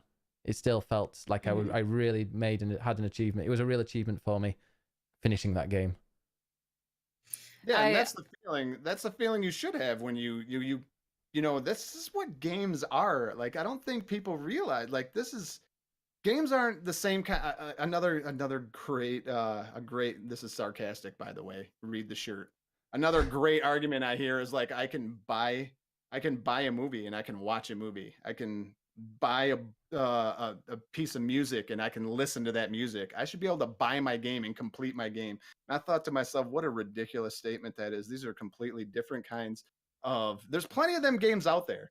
And I feel like not every game's for everybody. I know this is I've seen this several times, so I don't want to just sort of rehash stuff that's already been said in multiple hundreds of articles now that you can read about this, because YouTubers and people without content have grasped onto it for something to talk about. That's what I think this is about. There's a lot of white knights out there that are fighting a battle that was never intended to be fought. Like, this is where I see this coming from. But in my humble opinion, this is just like, it's meant, these types of games are meant for that, and games in general are meant for that. You're faced with an adversity, you're faced with a challenge, you overcome the challenge, and then you're rewarded for it. Whether that be the reward something in game, or you're rewarded by, the feeling that game gives you. I mean, how many times during a game do you, like, what are your biggest memories of a game? It's usually right after a challenge. You've defeated this boss, or remember that part of this game when you overcame, this part of that game. It's always normally comes after a challenge. These are things that are inherently built into games. And a lot of games nowadays are turning into, like, I get there's type of games where you almost autoplay. What was Detroit Become Human? That's very little gameplay, isn't it? I've never played it. So I hate to even bring it up. But Ben, I know you have, right? Yeah, I mean, I just liked it mainly for the story and how they. Yeah, and there's those games, right, that offer up that story aspect. If you're looking for something where you can just sit and, maybe hit a few buttons every once in a while. This isn't one of them games. It asks more from you. It asks you to improve mechanically at the game. It challenges you to become better at Apart the from game. Crash fucking I don't think Bandicoot, that that's a game can go. wrong thing. Crash Bandicoot can go fuck itself. Yeah, that needed an That easy mode. fucking oval Yeah, on a goddamn hitbox. Can go to hell. exactly. And I'm glad I'm not the only person. What do you Still think? watching. So, Flighty, what do you think? What's your? We haven't really gone on to the bit between, accessibility.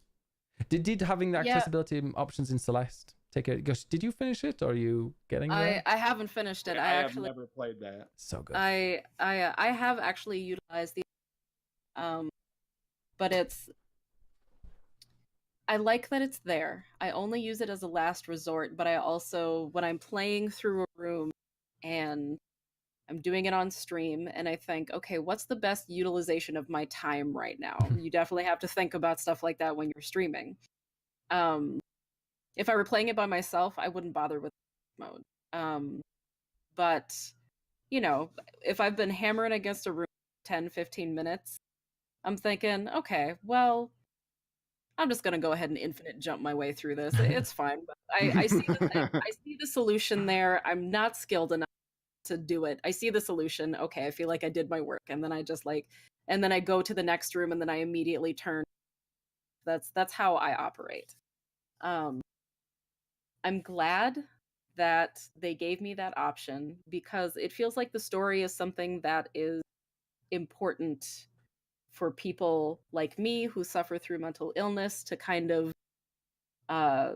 to see and to experience. And the difficulty in that game does definitely sort of add to the story because it definitely portrays that difficulty very accurately, and the kind of like having to just hit your head against problems over and over, and you can see the solution, but you can't quite get it. And I think it's really important to be able to see that, but also to be able to get through it if you can't. And I wouldn't begrudge them if they didn't have a switch mode, like I just probably wouldn't have started playing it if they didn't, just because that's not usually my type of game. So Yeah, that was one of my arguments is that I don't play RTS games. Why? Because I don't like RTS games, so I just don't play them. I don't think I should I be shelled on by somebody because I don't like RTS games? It's like somebody shouldn't be. If you don't want to play Dark Souls game, I'm not gonna make fun of you because you need to get good. Alt F4, play a different game. I completely do your shit. I do not think that you have to buy this game, but I think that now people just make bad decisions with their buying. You need to be educated about what you're buying. And there's a difference between getting spoilers and then also buying smart. I mean, research a game that you're playing. If you know that it's from, if this is a Dark Souls type game, inherent difficulty is going to come with it 100%. And you need to realize that going in, but also realize that if you overcome that adversity, Hank Scorpio was never ever into these type of games. He did not want anything to do with Dark Souls. And I had told him, I was like, dude, I beat it. That shit was fucking amazing. You got to try it, dude. And he had picked it up and he quit after a week. And then after like another week or so, he was like, dude, you're on your second playthrough. I'm not letting this happen. And then it almost became a competition where he was like, dude, I'm going to get through it. He talks like he's from New York. So he talks like this. I'm going to get through it. I don't even care. I'm going to give it a try. And so he went back into it, and then he started progressing along, and then he started figuring out the move sets, and he started getting good at the game, and he started mechanically getting better at the game, and which is what these games demand from you, even if the mechanics are shit sometimes. That was standing. He says, I'm progressing. All of a sudden, boom, he beat the game. He's like, dude, that fucking game was amazing. I love it. I'm like, yeah, because you put the time into it. You got to put the time into it. So, I mean, this game requires more from you than to be lazy. And I mean, we're doing one of the easiest things that you can possibly do. We're playing video games. And if you don't want to be challenged, I get it, playing Super Mario or whatever you want to play that helps you relax. That's one thing. But you can't just be completely lazy. I mean, if No. a game asks you to do something, you can't begrudge the game because it's not allowing you to be a lazy little shit. All right. Yeah. Now, the other side of this argument, Ben, was the accessibility, right? Yeah, and I think, yeah, well, people are. I haven't seen this, but apparently people use this, that people are demanding that there's an accessibility. I don't think people should demand that there's an easy mode or anything like that in these games. Yeah, no. But if they, let's say, they say, okay, there's a patch. Oh yeah, if they said, okay, we've decided, we'd like our game to be played by more people, or people that may be getting, an introduction to the genre. We're going to add an accessibility mode. I think Cuphead might have had one where they had like a mini version of these bosses that you could practice on. And then you could go and practice on the main boss. So it kind of just introduced you to the style of the boss and maybe what they were doing. That's an interesting concept. That's something I could get behind 100% Yeah, in Dark Souls. 100% Being able to well. repeatedly. Yeah, or if they said, okay, here are some kind of, okay, you've got to this boss. This boss is a very difficult one. Here is a little, an easier version of that boss in the same arena where you can play against him as many times as you want. Then you can go on the main boss and, get a bit of practice that way. I would have no problem with that. But yeah, I'm going to read what Mellum said. He sent me an essay on Discord. I'm joking, Mellum. He sent me, he's got very strong feelings. Mellum is a real pro Souls gamer. He's expert at that. I don't know how he does it, but he kicks ass with it. Says, okay, I see games as art on the same level as films or TV series. What the hell is that? Oh, headphones. So if there isn't difficulty settings in a game, it means the combat can be directed in a way so the developer can use it as a tool to express his or her art. Not to make the art objective, but so everyone gets the same challenge and then gets their own experience based on that challenge. If there is difficulty settings, you'd miss out on the challenges the developer wanted you to have. And for me, the art is corrupted. Like watching a movie with dubbed voices ruins the art since the director can express his or her art, carefully choosing the original voices with their unique features. With dubbing as an option, you corrupt the art. Having difficulty settings would be the same as giving people the option to change the colour of a painting. Yeah, it does sound cool. He says, which sounded kind of, well, for people with colour blindness, go on, let you do that. Which kind of sounds cool, but you don't get the experience the artist wanted you to have. And then in the chat says, one problem with this being a debate is that we, the gamers, want to tell the developers how to make the games, but they need the artistic freedom to be able to make what they want to express. Accessibility normally just a thing being added to games after being pushed from the shareholders.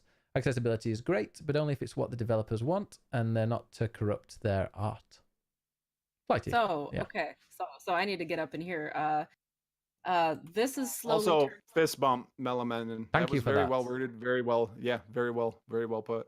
I 100% agree with that, by the way. This is slowly turning into a debate of authorial intent versus what is it? Authorial intent and the death of the author, which is authorial intent is the experience that the author or the artist or whatever wants you to have. Death of the author is what happens when they release their art into the world and it starts to be experienced by people who are not the author, because it is impossible for the viewer to experience things as you intend them to, because the viewer is not the author. It's impossible to experience things the way the author wants you to experience them, but simply by virtue of not being that person. So I feel that's kind of, I don't want to use the term slippery slope, but I think that's a real deep and nuanced sort of way to look at all of this, in that if you create something and you release it into the world for other people to enjoy and to interpret with their own experiences, it's going to be judged based on other people's experiences and the way they view and interpret things. So if the current climate of gaming is calling for more accessibility options, even just contemplating these things, your work is going to be judged with those things in mind. I don't think anybody's really calling the Dark Souls folks to just completely change up their genre. What I do think this is calling for is for developers to start thinking about that stuff in more depth. because I've actually had a lot of discussions about accessibility in games and how one of the most common accessibility options that you will see will be color blindness adjustment. And one of the reasons why that is accommodated, Awesome. one of the reasons why that's accommodated is because color blindness is a largely male disability. This guy. I've got color blindness in my right eye. Also, you can make Overwatch everything pink in Overwatch if you want. That's for Gays. That's just for Ben. yeah, obviously. That's just for Ben. Obviously. But also, like, you will find color blindness accommodation before you will find closed captioning, or before you will find really any other kind of accessibility options. And that's just because they're thinking about just one demographic. But conversations like this kind of start opening up to other people who need other kinds of accessibility, if that makes sense. So again, I don't think anybody's like calling genre to change, but like for people to just kind of think, is it really necessary to like, you know, like what is difficulty? How do we define difficulty here? How can we stay true to this genre while also making sure the most amount of people can play this game who are interested in it? Like those are problems. Those are problems that need to be thought about. Maybe they don't need to be solved. Maybe they do, but they still need to be thought about. Now I did some actual research on this, and Ben, I frickin' hate you for this because I didn't want to know anything about Sekiro at all. I wanted to buy it, play it for the stream, and experience it but I felt like for this I could not go in completely blind. So I looked at like basic concept of what the combat was like and stuff like that. And through my research, I came across a very funny fact that there's a hard mode in it. I could not find anybody with a disability making this complaint. In fact, what I did find on the opposite end was a quadriplegic playing it on a old Xbox controller who beat the game 100%. That was a video that I found. And I was like, that's interesting. So I started digging deeper. I'm like, is anybody actually... I couldn't find one article where there was actually anybody with a disability that was making this complaint. It's being white knighted by people who find a game too difficult and are like, let's find a way to get this. Like, I'm not saying they're picking out, I think it's disrespectful for one to say that we need to do something for people with disabilities to make this game easier for them. I know a lot of people with disabilities, and they are just as capable as me at doing a lot of the things that I do. Sure, but yeah. I do believe 100%. I believe, now don't get me wrong here. I'm flipping to the other side here. 100%. There's one thing that I think needs to always happen is when it comes to developers have a responsibility to accommodate people with disabilities. I think they do. This is my opinion. I think they do. But do I think it needs to be done in a way that affects their game? No. They need to support things like the controllers for the handicap controllers for Xbox. They need to support things like that. A colorblind mode, a bigger font for people with poor eyesight, things like this. It is up to me. Witcher 3.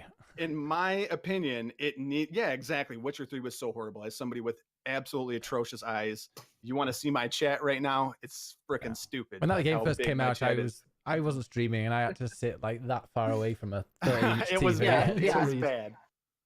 I think the responsibility lies in the hardware manufacturers to develop things to assist, and then not on the developer to make those things. I think they just need to support what's in place for people with disabilities to be able to play these games. But I think you're putting too much pressure on a developer when you get to that point, because like she already alluded to, what if they leave out one demographic and then all of a sudden they're not supporting, people that are completely blind. They can't play my game. I mean, I'm obviously going to an exaggeration here, but people will find a way to complain no matter what.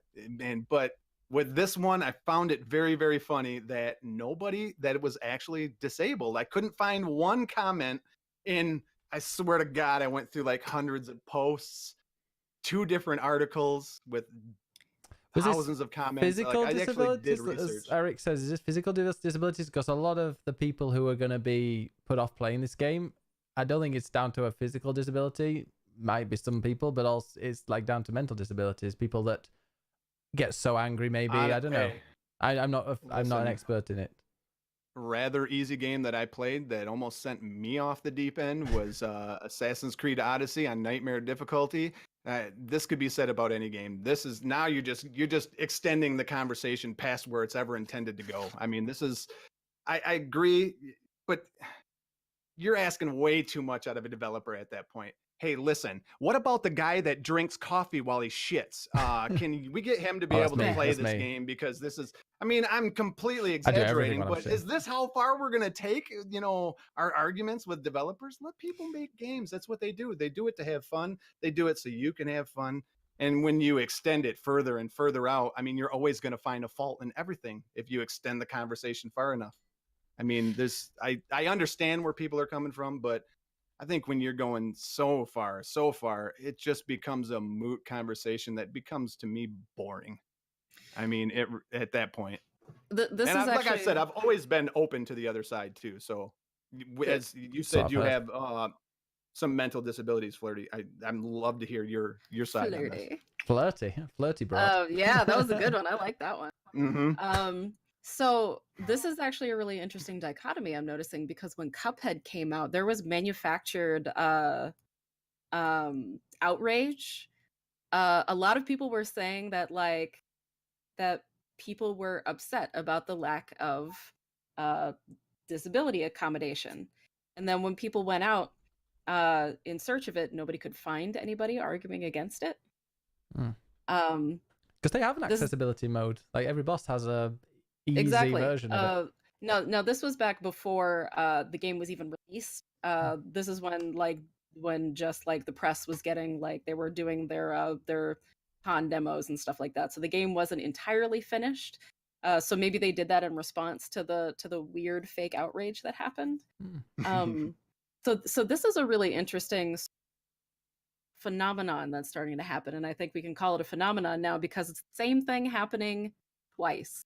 For roughly, it's exactly the same thing. Like, people are getting sort of fake outraged about something that may or may not actually be a problem, which is maybe a larger symptom. I mean, for all we know, it could be like a fucking 8chan plot. They do shit like that sometimes. So it's definitely like, Tinfoil hats on, boys. Let's get into this. Just very, very quickly. Let's go deep. In the chat, if there's anybody here in the chat who would play a Sekiro or a Dark Souls game if it had an accessibility mode. But yeah, sorry, Flighty, yeah. But I do See, think that I'm colorblind, so I do battle with this accessibility things from time to time. But I also noticed that the accessibility options that they have for colorblindness doesn't really help me a whole lot, to be honest. I don't notice the damn difference. I still miss Yeah. red when it's mixed with green. So most of the time I turn it off. And when I do have it on, if somebody notices, I immediately turn it off because it actually happened in a game not too long ago. I think it was Division 2. I think I had turned it on. And one of our viewers, Uncle Toad, had actually spotted it, asked me. And I'm like, oh, dude, I'll turn it off. It doesn't fucking help me anyways. So, I mean. Yeah, God, that's really weird. I noticed that. I tried that with Overwatch for a while, and it kind of helped a little bit in some places, but not enough to let the game player with. So, yeah. It's you can't design things for colorblind people without colorblind people involved, and I think that's what's happening there, honestly. I mean, in most cases, let's face it, it's switching like an icon's color above a guy's head, Right, or something yeah. like that. It's not really changing the color palette of the game to assist with that. Yeah. But you don't hear me go out complaining to people that, you know what, this is bullshit. I'm no longer playing this game because I can't. I deal with it. I know that the reticle is this far above the gun, and when I shoot that far above the gun at somebody's face, they're probably going to get shot in the face. So I find ways around it. You adapt, just as anybody with a disability would say. They've learned to adapt with their disabilities. But I mean, honestly, I don't want to downplay the fact that I 100% agree. hardware implementations need to be made. And thank you, Xbox, with your amazing controller, the big giant controller you can use with your forearms or whatever you have. That thing's absolutely amazing. I think that was an awesome piece of hardware that was developed. But the things like that need to be put in place for people with disabilities. But obviously, going back to the mental disability part, Broad, give me the dids. I want to know your thought on that. I really do. I mean, there are. I have some very, very specific mental disabilities that actually that have never ever been addressed. I have mild psychosis. That shit was never addressed until I played Hellblade: Senua's Sacrifice. They got psychosis 100% correct in that motherfucking game. So much so that I had to stop at some points because it got a little too real at some points. But that wasn't necessarily it was accommodating it, but let me tell you why. It was because the people who designed the game went to lengths to depict psychosis correctly and to actually talk to people who experience psychosis in order to make sure that they weren't misrepresenting them or any of the things that they go through. So that's I don't think that really applies to this particular argument. Because really when anything kind of sets off my psychosis, literally all I can do is just stop and just kind of wait for it to go away. There's nothing that anybody can do to minimize just because of the nature of that particular mental affliction that I have. But when it comes to I suppose it's kind of ableist in its own way to assume that, say, for example, someone with Down syndrome can't complete a Soulsborne game because you don't actually know. Just That's automatically. why I think it's disrespectful in a lot of ways for people to take that stance. Yeah, just assuming that just because somebody has a certain disability, just assuming that that game is so hard for abled people that clearly they wouldn't be able to do it. That in and of itself needs to be treaded very carefully. So stuff like that really needs to be taken on a case by case basis. And it's just such a nuanced thing. You can't it's definitely not a one size fits all issue. Yeah. And I mean I'm gonna veer back into the I'm glad conversations are happening, Yeah. and it definitely encourages I think the hardware designers and the software designers, they always need to be communicating with each other anyway. But this is just another really good reason why they need to be talking to each other. And I think it would be really cool, even if they think that that might be a problem, if accessibility might be a problem, to consult, to pay somebody to be a disability consultant, somebody with that disability, to come in and tell them if they might need to maybe make some adjustments, add some jobs to the industry. How about? So that is where I stand. I hope that actually answered your question. But at that point, here's my only argument with it. At that point, are we just does that really become the person with, let's say you for instance, okay, sorry, I don't know if you're comfortable with me using you as an example. No, that's fine. Is that all right? Okay, Yeah. so let's say you, as somebody with psychosis, it gets triggered by a Souls game. Does that become your responsibility to say, hey, I probably shouldn't play these games? Or does it become a responsibility of a developer who's making something for a broad mass to be like, listen, we need to accommodate this less than 5% of the people that we're directing this game at, which is everybody that they can direct it at? Do you think? And obviously, I'm not saying that that's a accurate number either. Right. But, sure. Yeah. No. This. Is that fair to say? They need to be responsible for that, or does the person in general need to be? Yeah. It's definitely in this particular case, especially, it's not a very. It's such a weird thing to accommodate for. Yeah. I agree. Because honestly, I don't want to take us too far off like the actual topic, because I absolutely can right now, because there's so much to talk about. Feel free. I'm streaming for another 2 hours. It's because people experience psychosis so differently. And a pretty phenomenal number of people actually experience psychosis in different at different levels. Like, I would say I experience mildly because it doesn't actually interfere with my life too much. Because I actually like recognize a lot of the signs, and I'm able to like mitigate them as they come along. Yeah, absolutely. Like, they just happen. It's with such a large spectrum of intensity that it's I would say nigh impossible to accommodate for it. So That's kind of my point. Like, yeah, can they really be held responsible for something that they can't really accommodate? I mean, that's kind of what I'm alluding to. At what sure, point does yeah, it become yeah. Like, impossible to accommodate something within a game? yeah, like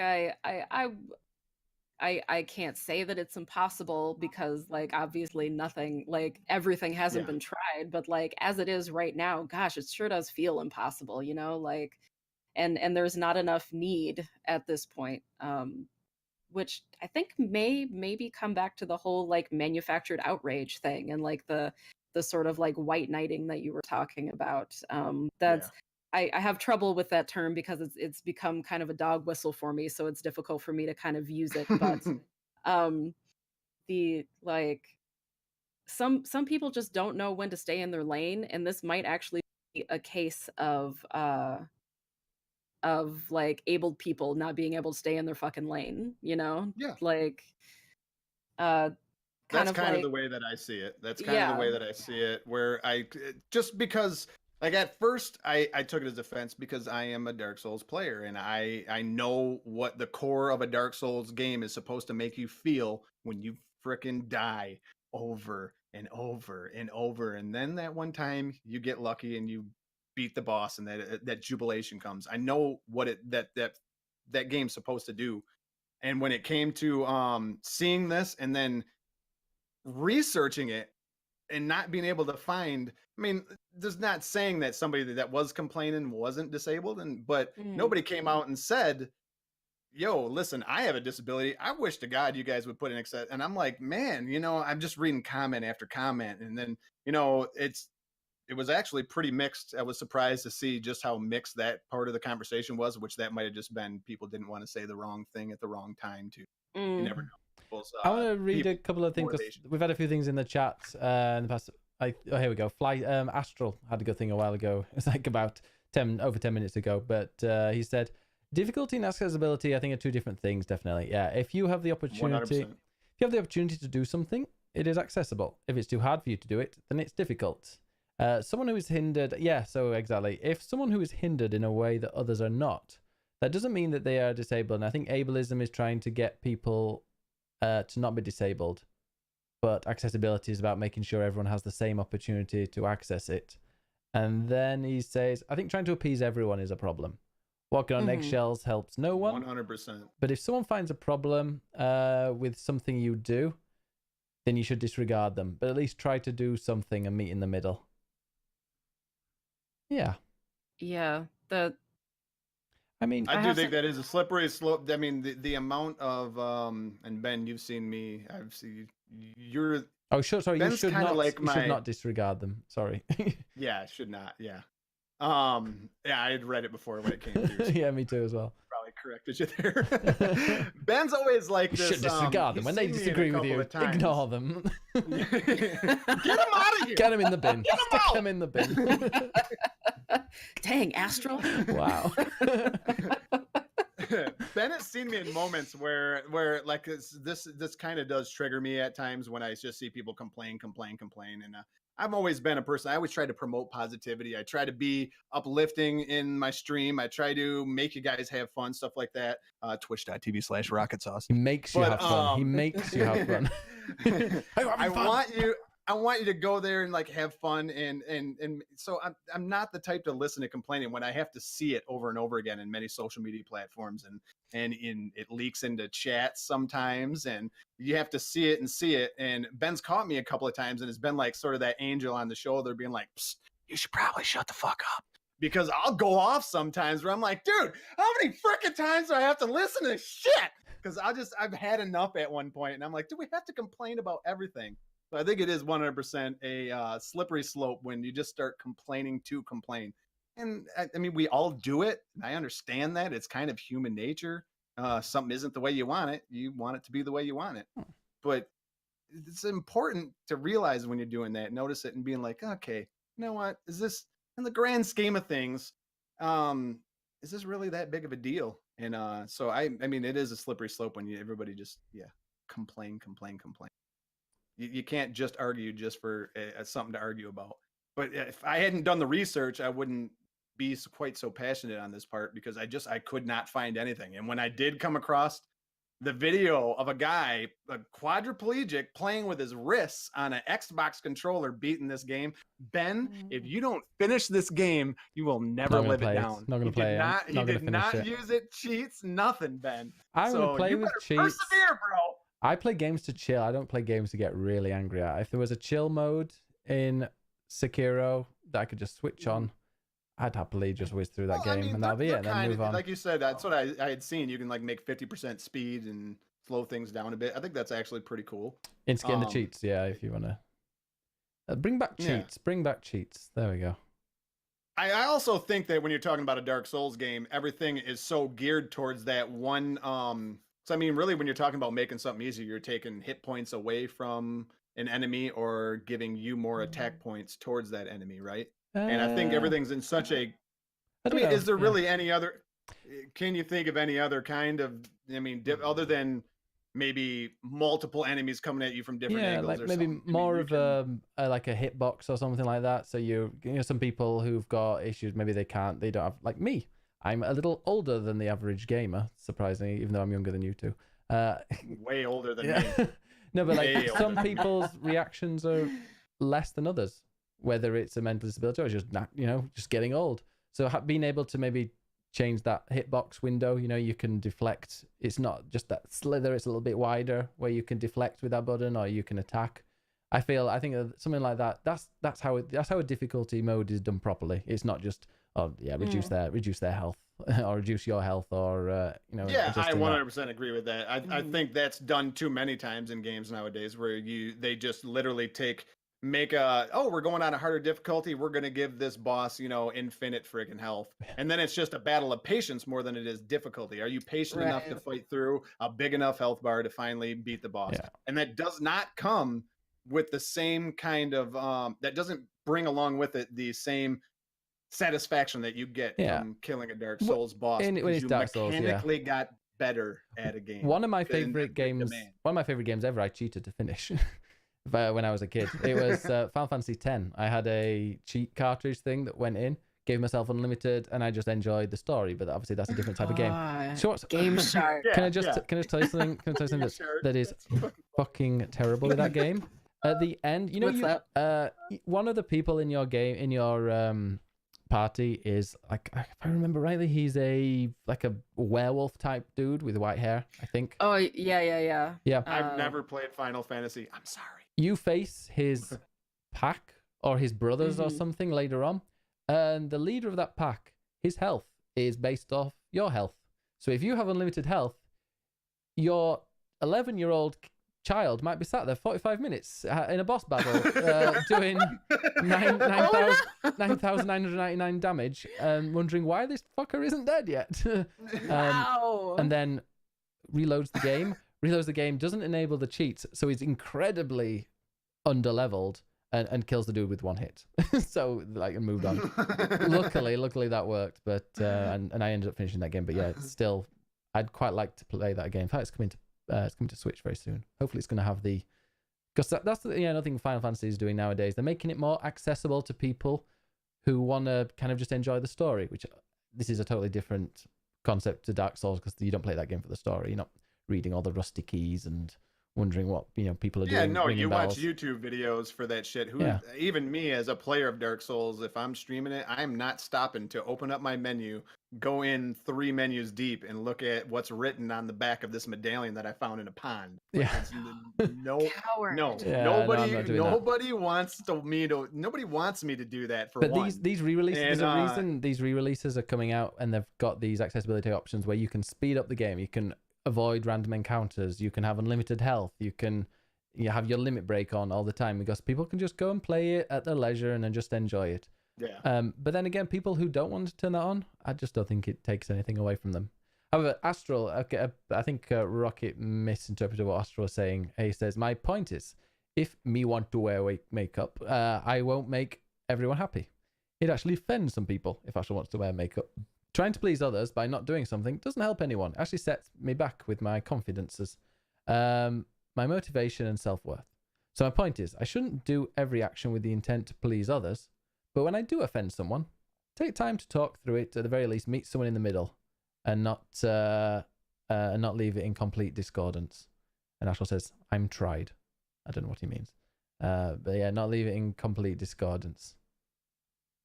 So meet in the middle? I don't know. If somebody's offended with you wearing makeup, I wouldn't meet in the middle. I'd be like, fuck off. But I think what they might mean when they say meet in the middle, the very act of even like asking them why they give a shit is kind of meet them in the middle. yeah, that's Because true. otherwise, tell them to fuck off. Like me even like asking you and like bothering to care. That's me meeting your ass in the middle. That's as far as I'm going there. Yeah. No. Or says I'd wear more makeup. That's what I'd do. I'd wear more makeup. So like I said, if I was if I was somebody who enjoyed finishing Dark Souls type games and I loved it, I can see where an accessibility option coming in might feel a bit like, oh, but I was able to do it and it was a real achievement for me to do it without that. I don't know. I just don't see if they add even an easy mode. If they added an easy mode to Dark Souls, we shouldn't be demanding. Definitely not. Don't demand they do that. No. But if they did want to add an easy mode, great. I'd support that. I know a lot of people wouldn't, but I would. I do like wouldn't- the idea of being creative with what a easy mode Yeah. is or a hard mode is. Like it is definitely being lazy, like adding more or taking Yeah. away hit points. Cause like Yeah. it like what is even the point? Like that's exactly what we've been talking about. Like if you just lazily kind of slap on this sort of like cosmetic way to appease people, then just like Astral was talking about, like what's the point, No, I definitely think the hard modes need to have the hitboxes, or have it needs to be a hard or an easy mode or even a hard mode. It shouldn't be just slapped on in 5 minutes. It needs to be the game itself, and that'll be another part of the game. They'd work on it just as much, or maybe if they wanted an easy mode, okay, do it, but maybe make it not as rewarding as the normal version. Maybe you don't unlock... Give people that incentive to push themselves a little bit further, and Another thing that I loved as well, and good night, Astral. Poor, he's so tired. Thank you so much for all the input. Other thing I've noticed that it doesn't exist in Sekiro, but it does in Dark Souls games and Bloodborne and Neo. Neo is another game that pushed me that I loved. You could grind it. You could go back and you could go and kill some things, and you could bank your souls, and you could get, like, I think it was the first dude with the massive balls in Neo. Oh, I banged my head against, I know, yeah. I banged my head against those balls for like 2 hours. And then I was like, you know what? I'm just dying all the time here. I'm going to go and spend 2 hours farming this little town, killing them, going around it again and again, and just banking these souls, whatever they were called, and get my level a bit higher. And I got it a little bit higher, and it took maybe 2 or 3 more tries, and I just got it, and I felt like, wow, I really worked for that. It might not have been the exact skill that I could have got for, defeating it at level 5, but I was level 13 or something like that. And I worked hard to get those, and I felt just as, in fact, I shouted at 2 o'clock in the morning, and Dave got angry at me because so it felt just as good. So maybe, let people work for that. Unfortunately, Sekiro doesn't really let you do that, but if people want to work for it or pay for it, easy mode DLC. Knock it off, Ben. Get him out of here. Knock it off over there. then yeah, I'm all Well, for I that. think that I've seen this argument too coming from a lot of people within the Dark Souls community too. So I'm going to turn my attention towards them too right now. And the idea that people had played Dark Souls and this was an argument that I had seen. You can't level up, you can't farm for souls and build up your character so that you're just OP, which a lot of people did. I mean, how many people? The amount of people that probably went through and played Dark Souls, and if you haven't played it, you don't know what I'm talking about. But played it with a parry and riposte sort of attitude is probably very slim. There was another way to do things. There was a shield, and you could go board and sword and just block everything. But to me, I like to say to them people, where's your fluidity with your gaming? I mean, are you afraid to adapt? Like, this is not Dark Souls. This is not Dark Souls. This is Sekiro. This is a completely different game. It's asking more from you than Dark Souls did, which I think is being translated as being more hard than the Dark Souls game. Or is it really hard, or are people just afraid to be more fluid with the way and then adapt to what the game is asking them to do? It's completely different than any other combat system that we've seen. You're asked to wear down someone's what is it called, Ben? Their stance. Posture. Yeah. Their posture. Yeah, you wear down someone's posture. So it's asking you to be aggressive and push and push and push.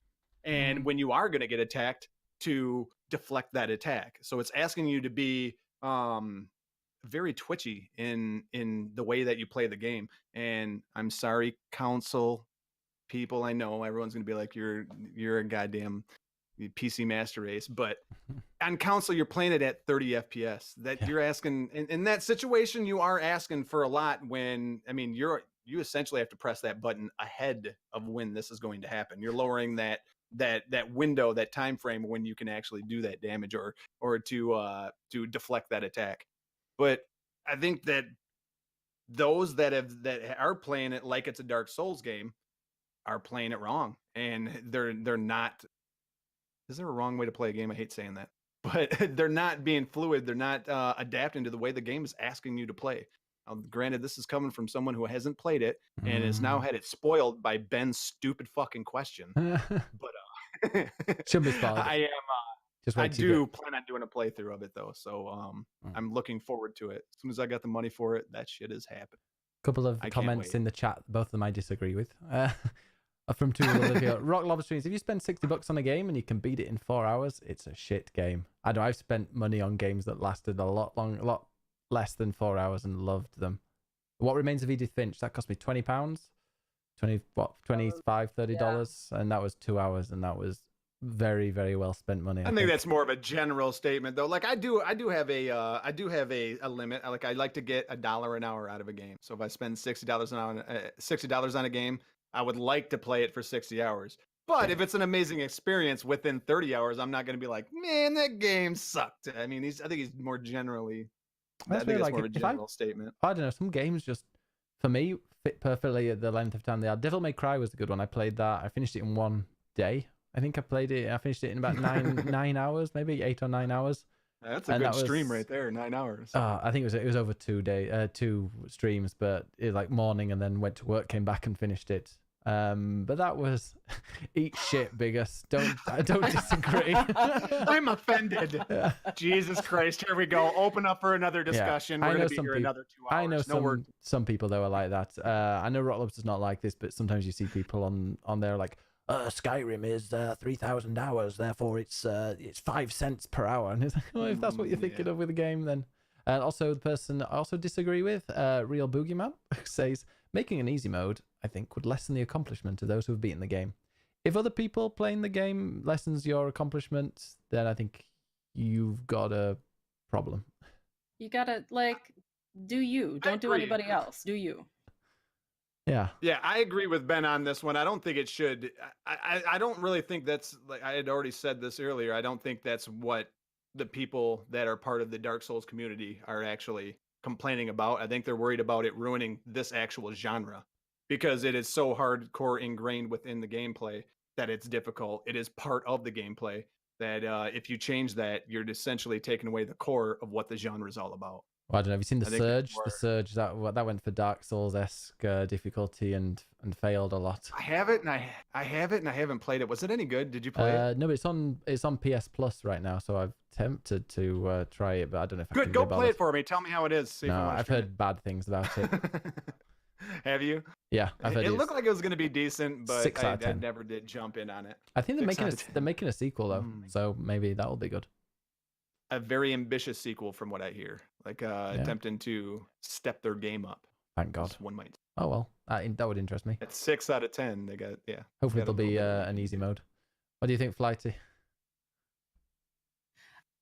I just absolutely was spacing out while y'all were Ah. talking. What are you talking about?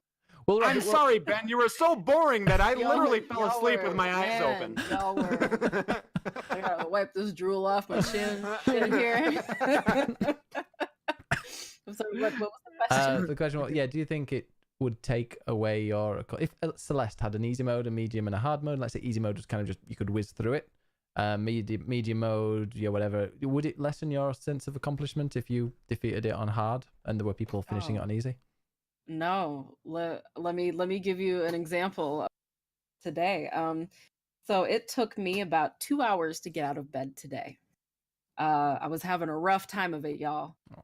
If somebody else out there in the world took She was 20 about minutes to to get out of bed stream. today, if it took somebody else in the world 20 minutes to get out of bed today, that doesn't take away from my ability to get out of bed.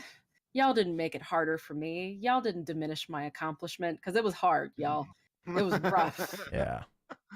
That breakfast that I had after that was so nourishing and it was such a good reward, and you know, it didn't take away from what anybody else accomplished. That's kind of the analog there. Like I don't I get give a that. fuck. Set your own personal goals. Don't rely Yeah, on like others. I don't like it's easier. I'm actually talking about this. I'm gonna kind of plug my video again a little Do bit it, here. do I'm it. talking about this with the stream coaching thing.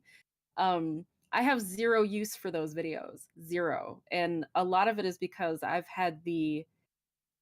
got the privilege of, and I do quotes because it's a privilege in the most technical term, but it was so rough acquiring it. But I have the privilege of knowing how to run a small business because both of my parents ran small businesses when I was growing up.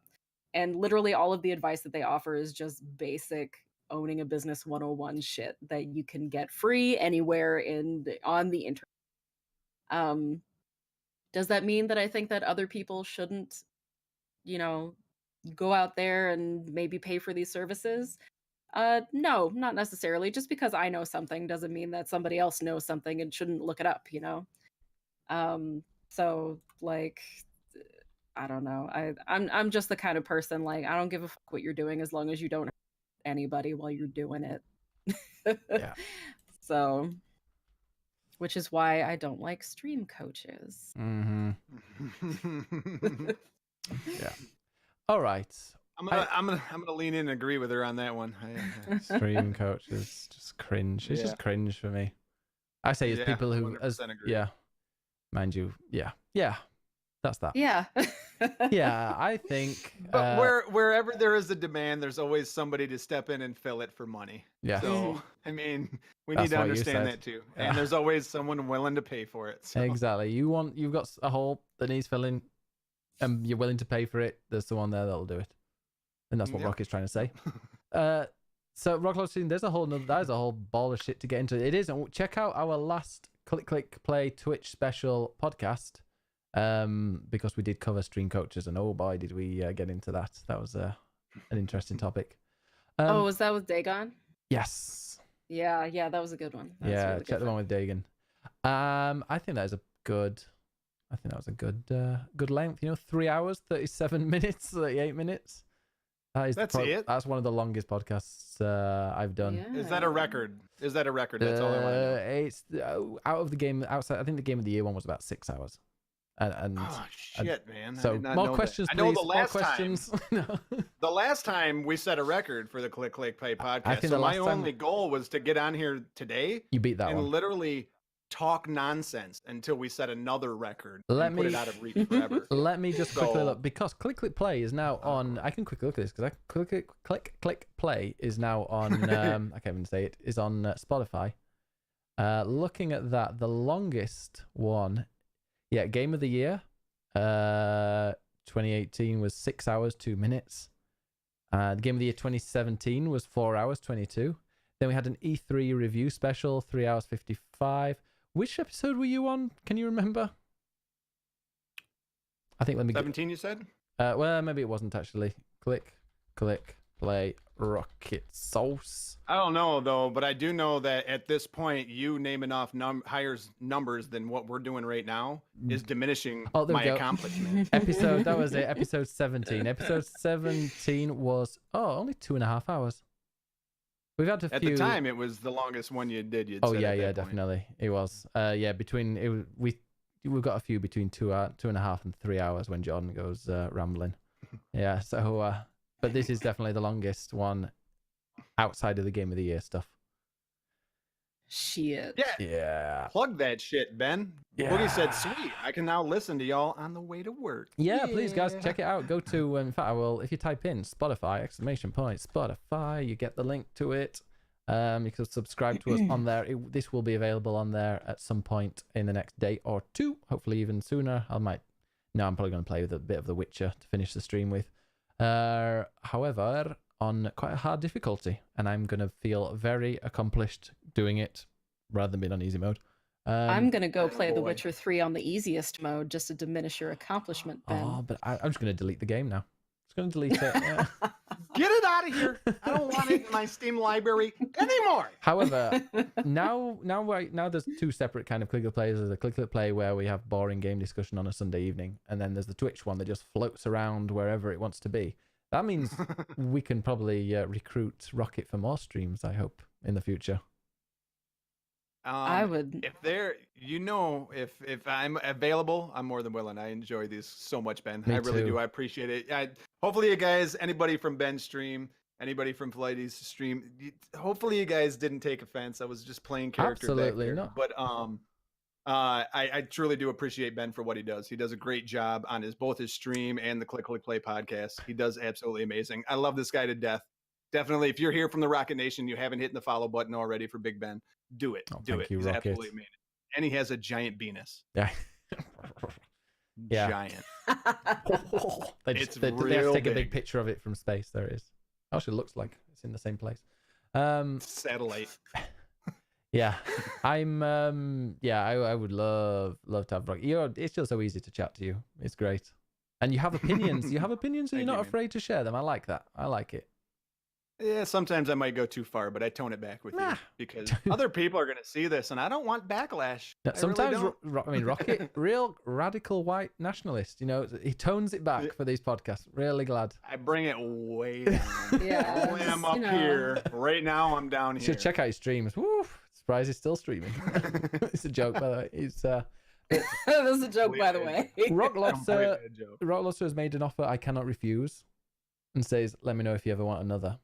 I think a Rocket, Flighty, Rock Lobster, and Mrs. Rock Lobster. That'd be great. That would be an amazing. Oh shit! We're talking about a podcast, aren't we? also, just remember that would be 4 Americans and me. Oh jeez. I'd have to bring on someone very British to join. Ben, boy, I don't know if Ben's ever been surrounded by this many opinions. No, well, opinion. Okay, opinion. We'll go for opinions. Yeah. Yeah. I'm not gonna lie. I spent most of my time here licking your head, Rocket. So that's probably it glitched just it glitched just as when you said imagining. So it just said I spent most of my time here licking your head. wonderful. You're welcome. Wonderful. Well, guys, if you obviously you do follow Rocket. I love bringing Rocket on here. He just brings so much energy, and hopefully you've got a bunch of new follows. I think I've seen people in the chat saying they would. If you don't hit that, if you haven't hit the follow button on him, give him a follow. He plays bad games really well. So I mean that's his shtick. That's an opinion. They're great games. I play nothing but amazing games. He plays anything by Ubisoft. He loves Ubisoft, so he's a friend of mine. For some reason, man, I hate Ubisoft as a company, but I can't quit playing their games. I feel like an idiot. Ubisoft games are brilliant now. Like there aren't. Can you think of it apart from The Crew? Was it The Crew? Yeah, apart from The Crew, Unity, name a bad Ubisoft game. Name a bad Ubisoft game in the last few years. Assassin's Creed's been amazing. Division's been amazing. Steep was really good. That was maybe the closest to one that's not so amazing. Yeah, Division. I haven't played that one. What's the other stuff? Even that, what's it called? Grow Home? Grow Home, yeah, that was a good one. Oh, that was good. I think the sequel wasn't too good, but yeah, so many good games for Ubisoft. It really is. Thank God Melum's not here in the chat. He'd be getting very angry. And also, you follow her, but if you don't, if for some reason you press the unfollow button by accident, or you didn't quite realize, then follow Melamanon, who's in the chat. Oh, sorry, no. Follow Flighty. Get down there. Flighty, there she is. Get down there and follow her. Yeah. There's a lot to see on my stream. Finger her follow button. Just get right in there. Get right in there. Melon. What was that technique, Ben? Ben? We need to work on that, baby. We need to work on that. Melon. Can I say too, Flighty Melon Broad? says, It was kind of a surprise to see you in here today. I didn't know you were going to be here. Me Very neither. nice to Me meet you. neither. I sent her a little. Likewise. When- Yeah, it was really good meeting you. When Flighty raided, very I good just meeting you. sent her Thank a you. message. So I like a bit of impromptu messaging. Just like foisting me on people to see if they have the constitution to stick around. Yeah. It's a nice little mix. I like a mixing up the people in the chat with different opinions. It's always great. Ben thought that you would have his back on this whole easy mode and hard games thing. When I went for shit number 2, he needed backup. so when I went for shit number 2 before this topic, I was like, oh shit, I invited Flighty on, and he's gonna think like because I'm pretty sure Flighty would agree with me about the accessibility options and stuff, and I was like, this feels like I'm just a bully in Rockets, but it wasn't. It wasn't. All right, intended. these are broad shoulders, baby. Bring it on. I'll carry us all to the truth. Okay.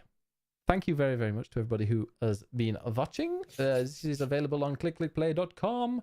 But don't go there. Just go to Spotify. Go to Spotify, type in click, click, play. You'll find the podcast on there. We're also on YouTube.